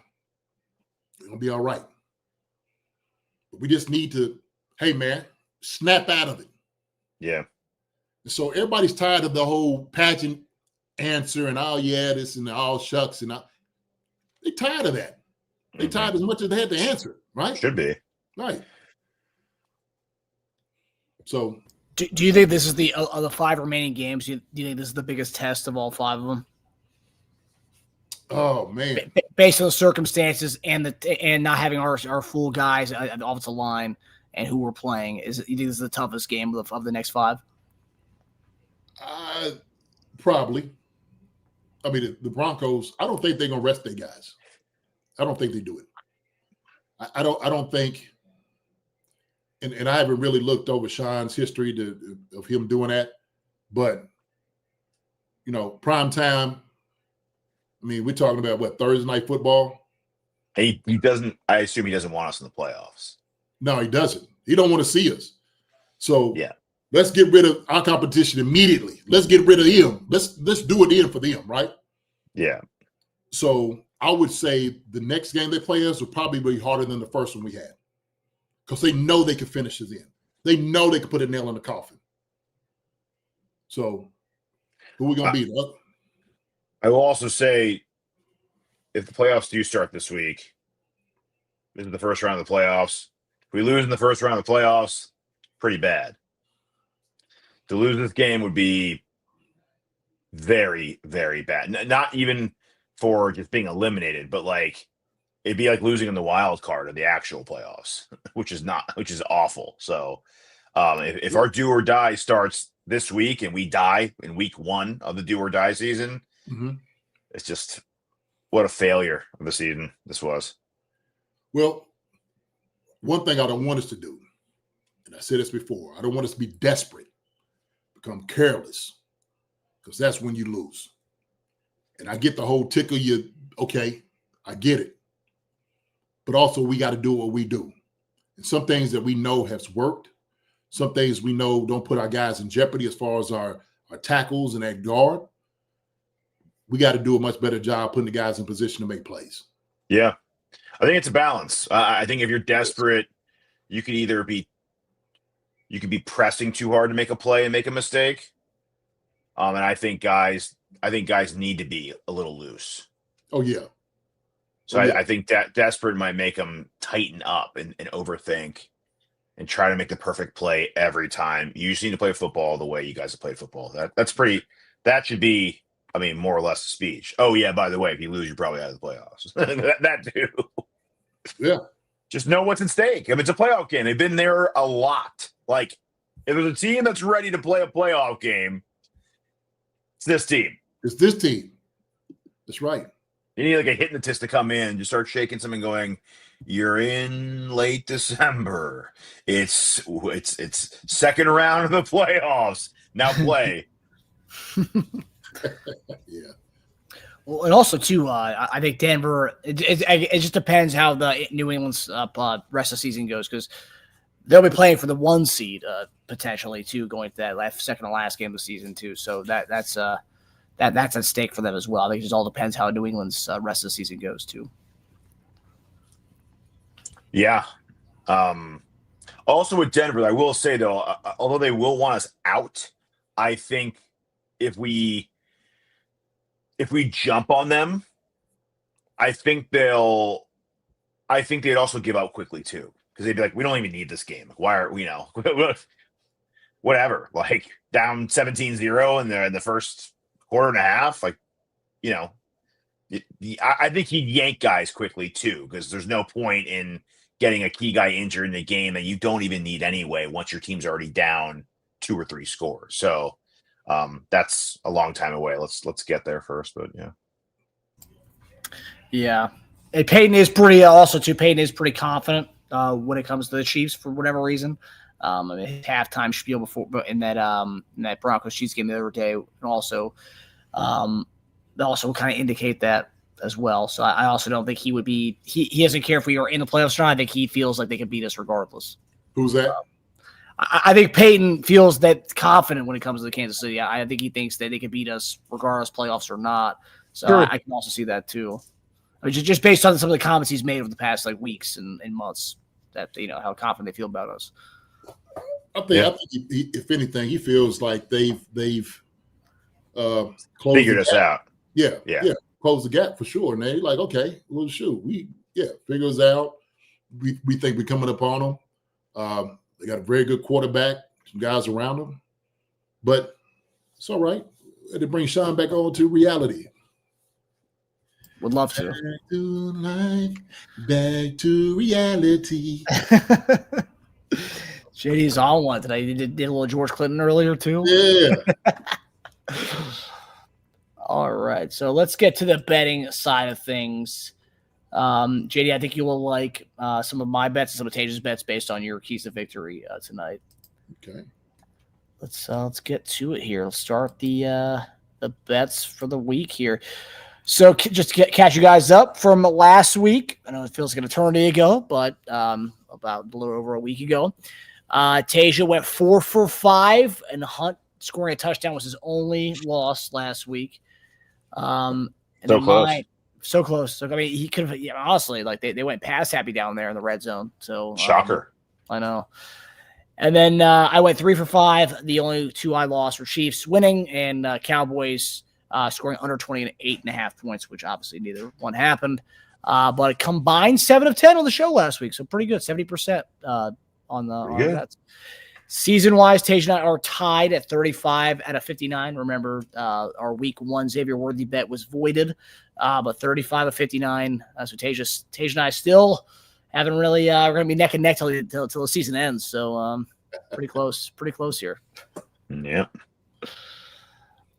But all right, so Teja, take us away with your Week 14 bet. Okay. So let's start with Rice, 6+ catches. He's only had one game where he's gotten less than 6 catches. I think with our O-line issues, I expect to see a lot of quick passes, a lot of short routes until the Texans adjust. Kelce, 4 catches. I almost took 40 yards, which has a little more juice to it, but I'm going 4 catches again because I think we'll have a lot of quick hitters. And that just means Kelce will be heavily involved in that game plan. I think he's hit this 10 out of 12 games. And it's I was trying to look at the Texans season against tight end, and it's not really a valid source because they haven't really faced a lot of elite options. The best one in the last 7 weeks was Kittle, which was his first full game back from injury. So even that was hard to gauge in itself. I just think more from our point of view, Kelce gets the 4 catches. Hunt over 36.5 rushing yards. So they haven't projected at, I think, 11.5 carries. Marcus, is that right? 11.5? Yeah, so they say 12. So 12 carries. He would need to average just 3.1 yards a carry to hit that number. 3.1 is the key here. Okay, so how many times have the Texans allowed 3.1 a carry? They've allowed 13 running backs to do it this season, and 11 out of 13 games in total. And Hunt himself has done that 11 out of 12 games. So between those two, I think that's a really good, and that's just the even money bet too. That's his actual line. Mark's 14 carries. So he's done this in his last 14 games, in his last 4 games, and he has really established himself as the clear lead rusher over there finally after a whole season of outperforming Chubb. He is a little banged up. He came out of last week, but he did come back in and finish the game. I expect this to be a close enough game for the Texans just to keep running the ball and establish something there. Under 44.5. So at first I had a higher number, but I think the score is going to be 24-20. That's my scoring prediction. So I was like, you know what? I have my score prediction. I'll just take a half point higher and just take that. I think it'll be a slow developing game, a ball control game of 2 teams almost waiting for the other one to make a mistake to get the edge. And I just think that leads to a low scoring game. So 25 to win 375. Ooh, wee. Yeah. Yes, sir. I like it. Headbang. All right. There is some confidence in this. Teja, I like it. Okay. So Teja believes the playoff starts now for the Chiefs. I agree with you. So there's Rice 6+ catches, and I'm right there with you. I think we have to feature Rice and Kelce. I think it's an easy mark for both of them. 6+ catches, no doubt about it. Kelce 4+ catches in this game. Arroyo had a pretty good game. Had a couple of catches, some big catches with them. So I think we'll feature Kelce, no doubt. I like to run a lot of 13 personnel, see if we get some of that, man, incorporated into what we do, which brings up that Hunt 36.5. I know I'm kind of just going around with this. Yeah, it's okay. 36.5 rushing yards, I think that's an easy deal. If we figured out anything, we know Kareem Hunt can run the daggone football, and he's been effective with it. So he'll definitely average, what you said, 3 point what a carry? 3.1. Yeah, he could do that. 11 carries. I say we give him at least 14 carries. I hope he gets 14 carries, and run the football more than what we have been doing. Marks 14+ carries. Now I don't know the split between him and Chubb, how they've been doing it. How's Marks? It's been very heavy. Marks lately. I think he's averaged 15 or 16 carries the last 4 weeks. Okay. 19, 16, 18, 14 the last 4 weeks. Okay. Even in games where he's not running great, he's still the lead guy. All right. Okay. I think the only question I have with that is, with Chubb having the type of history he has, being up there with the Browns, he's used to colder games. They might want to try to, I'm trying to run him a little bit. But I think Marks, I'll go with that 14 plus carries. I'll go with it. It's not a bad deal. Under 44.5 total points. And I did my math on here, and I got the Chiefs getting 27 points and the Texans with 17. Wow. 44. So, Teja, man, you looking good right now, baby. 25 to win 375. That's some good money, too. I feel pretty good. Yeah. So there's like that. It. I like it, man. I like it a lot. So I believe this is the first time that Teja and I did not cross over bets in a while. Okay. There's, I mean, some are going to have to hit. I mean, like Kareem Hunt's 36.5 yards. That'll have to hit my carries bet. But here we go. So Teja went 25 for 375. I went 25 for 450. Whoa. Yeah. So we'll start off with Chiefs money line. That's just straight up victory. 5-1 at home this year. Texans are 3-3 on the road this year. 1-2 on the road in outdoor settings this year. Texans are 0-5 the last 5 games against the Chiefs. 0-4 at Kansas City over the last 4 times they've played at Kansas City. We talked about it earlier. The weather's a factor. There's a dome team that will be playing in the 25-degree weather come Sunday night. Again, backs against the wall. I think that a lot of the money has shifted to taking the Texans over the Chiefs, as far as a lot of sharp bettors are taking that. And actually, it's sharp and public. So, yeah, the public bettors and sharps are kind of collectively starting to take more of the Texans in this game. And I think everyone's buying into this whole offensive line issue versus the Texans front, which, again, that's a big part of this game. However, I think this is the prime for us. It's playoff football for us, and I think we come away with the win. So that's the first one. Number 2, I got Schultz 4+ catches. So he's hit this 8 of 12 times this year. Last 2 games against Kansas City, 5 for 45, 4 for 63. So he's hit this the last 2 times against the Kansas City Chiefs.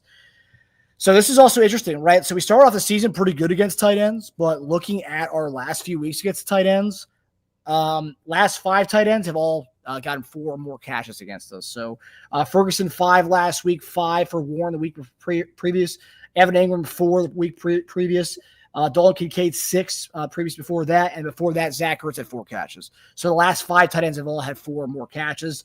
If you go back a little bit more, the last 7 of the last 9 tight ends have had 4 or more catches against us. Yeah, and he also has a history of doing that to us as well.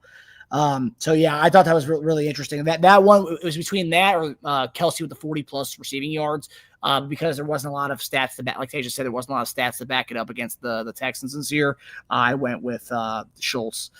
So number 3, you got Nico Collins, 60 yards receiving. He's done the 6 of 12 this year, and maybe I just have recency bias just based on our inability to cover big wide receivers last week. But not a lot of stats to back this up. But looking at his numbers against us the last 2 times, 5 for 81 and 7 for 60 the last 2 times playing us. And he's averaging about 7 targets a game with Stroud this season. And I do think they're going to try to emulate what Dallas did against us last week. Quick slants, just trying to get the ball to Nico Collins, because that will be their game plan, is to get him the ball. And if you see last week, I mean, that's what Stroud was doing. And again, maybe this is recency bias just based on what Dallas did to us last week, and he's a big wide receiver like those guys. So I have Nico Collins, 60 yards receiving. The next one, Patrick Mahomes, 30+ yards rushing. Last 2 games, he's had 30 yards rushing. 7 out of 12 games this year, he has had 30 yards or more rushing. I believe he needs 40 yards to get his career best in rushing yards for his career in a single season. So 40 yards for that.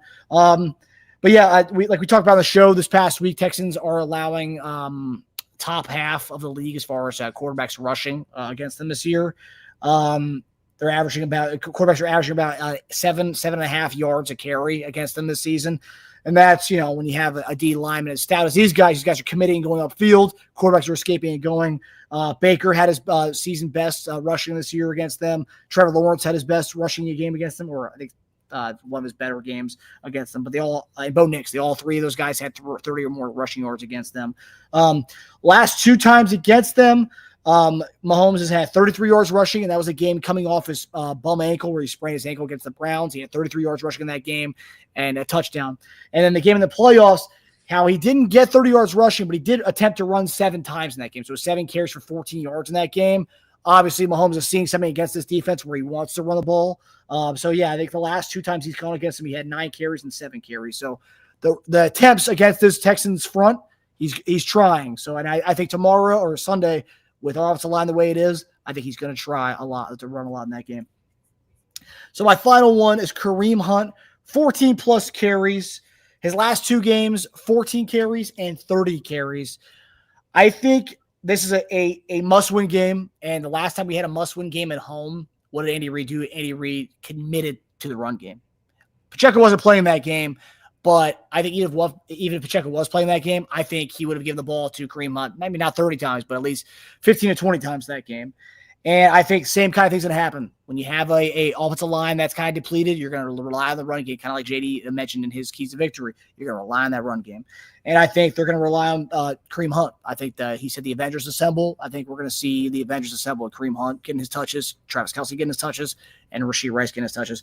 The stat that I thought was interesting. So Texans are 7-5 this year. In all 5 of Houston's losses, each team committed to the run to their lead back with 14 or more carries. Kyron Williams at 18 carries, Bucky Irving at 17 carries, Travis Etienne at 16 carries, Kenneth Walker 17 carries, and J.K. Dobbins 15 carries. All the running backs, all the lead backs of those teams, and some of them have committees, all the lead backs in those games had 14 or more carries. And I think this game, they're going to give the ball 29 and they really ride him out. This is a little bit above his the reason why I think it's 450 is because of this bet specifically, this 14-plus carries.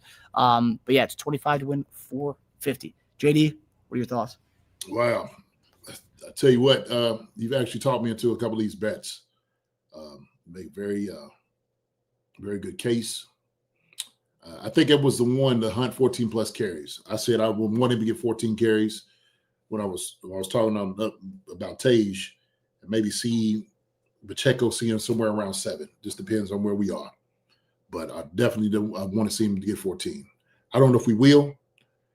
Just depends. I don't know if that's tickling our tonsils or not that many times. But I think with Pacheco coming back, maybe into some of his carries, hopefully not. But Chiefs money line, I am with that, Marcus. Definitely believe the Chiefs are going to win this one. Schultz, 4+ catches. He's the other guy I think they get the ball to a lot. I do believe he'll have 4 catches against us for sure. Collins, 60+ receiving yards. Now, this is one of the bets I was kind of questioning also. I think they know they got embarrassed last week. You know, Nico Collins is a very good receiver. This is one that they had to challenge himself to stop. And so if they're sitting there saying, hey, look, we can't let Nico Collins be the guy that beats us. We got to put our hands on him. Big receiver, put your hands on him. Be physical against this guy. Don't let him run by you. I think that's a little question to me, 60+ receiving yards. I think we just challenged in the back end, and I think we'll do a good job against him. Mahomes, 30+ rushing yards. It's another one. I don't think Mahomes is going to have 30+ rushing yards. I think they will probably have Aziz and spy on him, and they know how dangerous he is running the football. And they're sitting there saying also what you're thinking. Hey, guess what? We'll let our 4 get after him, flush him out, and we'll just go and tackle him. That's what we're going to do. So they're going to utilize probably staying, keeping their feet on the ground, not going for any pump fakes, any of those things. As soon as you see him take off, Aziz is going to go right there with him. Go get him. And Pat's going to have to make some. He's going to have to make some good passes, man. I know he's going to try to take off with his legs, but he's going to have to throw some dimes this week. Mm-hmm. So I think that's kind of my question with Mahomes, 30+ rushing yards. Collins, a little question. But these ain't bad bets. When I first seen this, I was like, oh, daggone, whose bet am I going to go with? Then I'm just kind of going through my head the different scenarios and whatnot. So But not too bad. $25 win $450. I mean, the return on it, man, is beautiful. Yeah, it's nice. Yeah. It's not bad. Mhm. Also, some notes on Collins. At some point in the season, I'm pretty sure it was the Seattle game. They went to more of like a 3-step drop, really quick throws. Yeah. And his targets like skyrocketed. So from like Seattle on, he's only been below 10 targets once since that week. So it really upped his, and that really fits into what the Cowboys did with us. Just like step back, little quick slant, little curl, just like get the ball to him, right? So they really did that. And he averaged, I think, against us last year, he averaged 6 catches for 70 yards in the 2 games. So yeah, he had 5 for 81 and 7 for 60. Yeah. The 76 yeah. looks good. We hold him to 60 yards. Shit, we're doing our job. Yeah. Yeah. They only allowed 2 teams to score more than 20 points this year. It's a good defense, man. It's the number 1 scoring defense for a reason. Mm-hmm. Yeah, and I believe one of the games was a Seattle game where Charbonnet and Kenneth Walker both had, I think they both had 13 plus carries that game. So they rode both those guys pretty hard that game. Mm-hmm. The other one was Jacksonville. Right. You know what? Nothing that he did, a lot of under center and play action against these guys. Yeah. A lot of it. That's what got him open. Yeah. Maybe that's what tickle our throats means. Maybe more tight ends.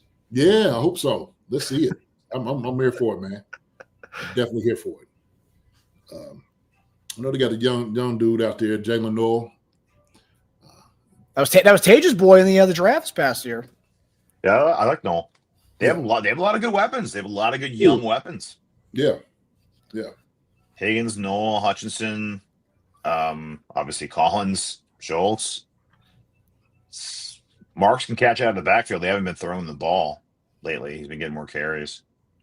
It might change this week with our ability to cover running backs out of the backfield. It's certainly not going to be Chubb. Certainly not going to be the pass catching back there. No. So here we go, man. Yeah, Teja. Here we go. Rice, 6+ catches. I do believe that's going to happen. Marks, 14+ carries. Gets pretty much kind of taught me into that one. Hunt, 36.5 rushing yards. I do believe that's going to happen. Under 44.5 total points. I'm under that. And Kelce, 4+ catches. That's pretty much a no-brainer. We want to win, we're going to go to Kelce. I think Kelce have at least 6 catches, at the very least. Bet $25 to win, $375. I like that bet. Marcus, Chiefs money line. I do like it. Shows 4+ catches. I do like that as well. Collins, 60+ receiving yards. Okay. We'll see.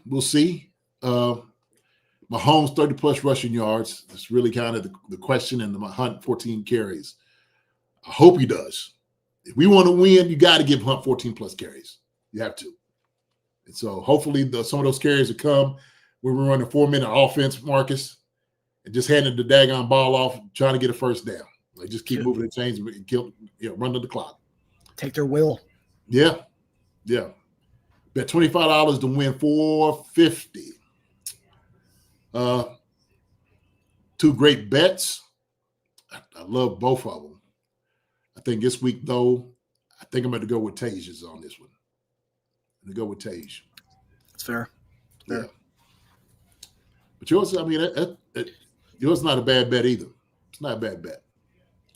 All the things that all your bets is what I hope our team does. I hope we keep Collins under 60+ yards, and I hope Hunt has 14+ carries.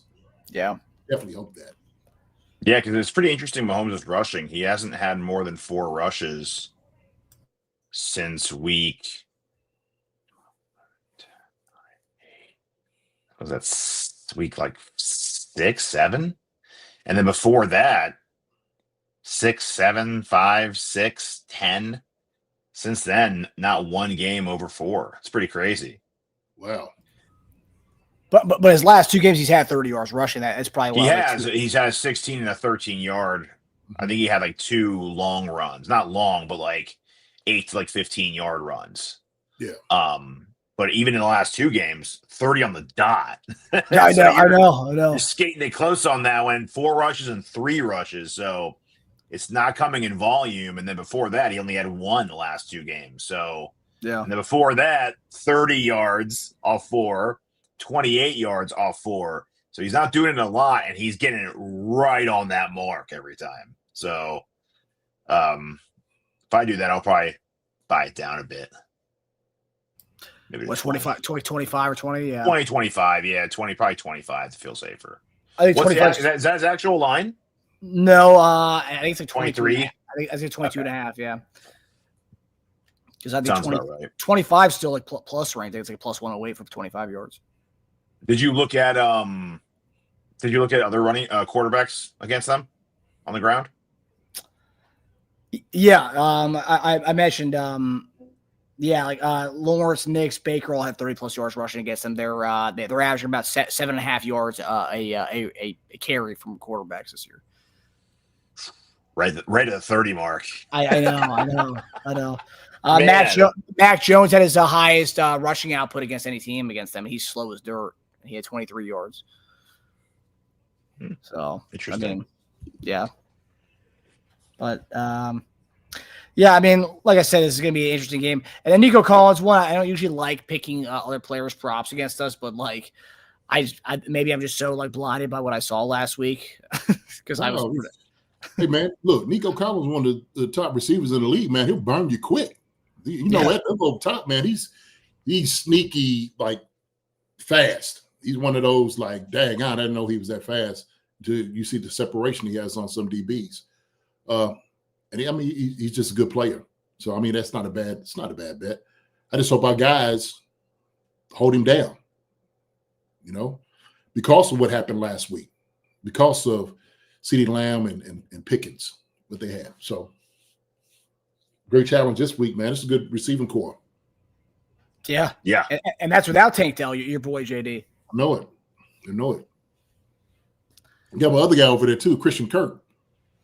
That's right. right. I forgot about him. Yeah. They have a lot going on. It's not going to be easy. Yeah, it's a test for sure. And I believe Nico Collins had a reverse touchdown last week. So he does. He is. People think he's just like a receiver. I mean, he can do it. He can kind of do it all. He can even do the gadget stuff too. Yeah. Yeah. But nonetheless, well, we hope you guys enjoy the bets. Like we said, those are what we got. I'll post this on our Twitter account with the rationale on our Twitter account so you guys can see why we picked what we picked. Just so you guys can see it visually. But yeah, we will be with you guys Sunday night right after the game. So it's gonna be a late night Sunday night post game show. I think it's our last. Is there our last primetime night game? Oh, the Denver game. Oh, it's okay. Yeah, next week's at 1:00 start time, and then the Denver game. So when does flexing start?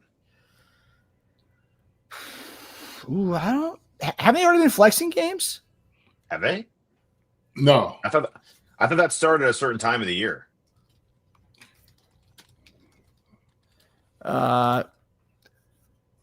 NFL flexible scheduling begins in week 5 for Sunday Night Football, allowing up to 2 games to be moved.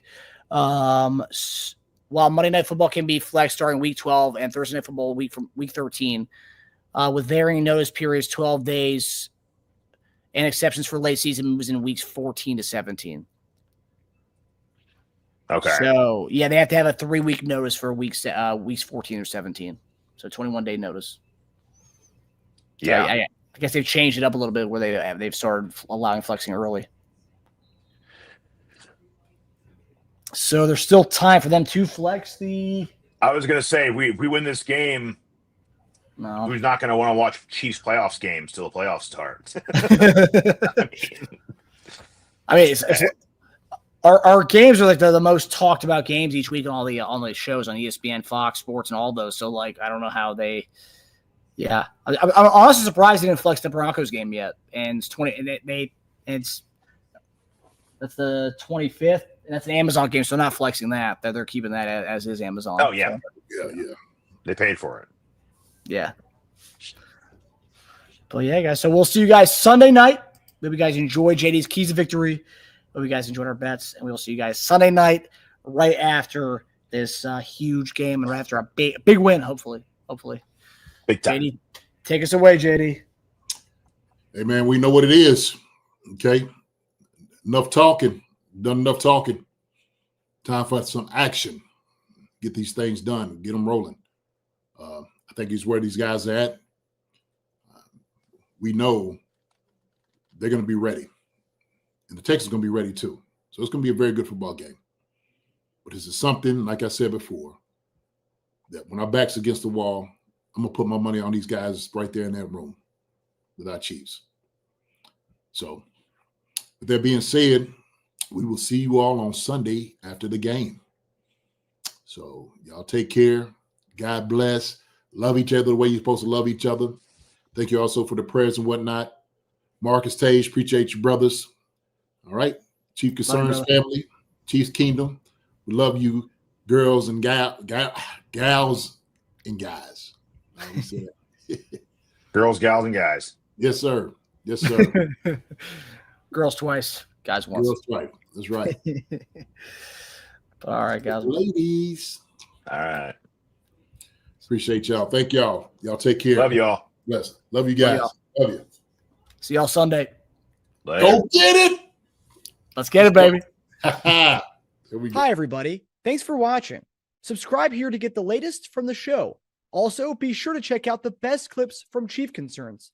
And if you prefer to listen to the show, subscribe and follow us on Apple Podcasts, Spotify, and anywhere else you get your podcasts.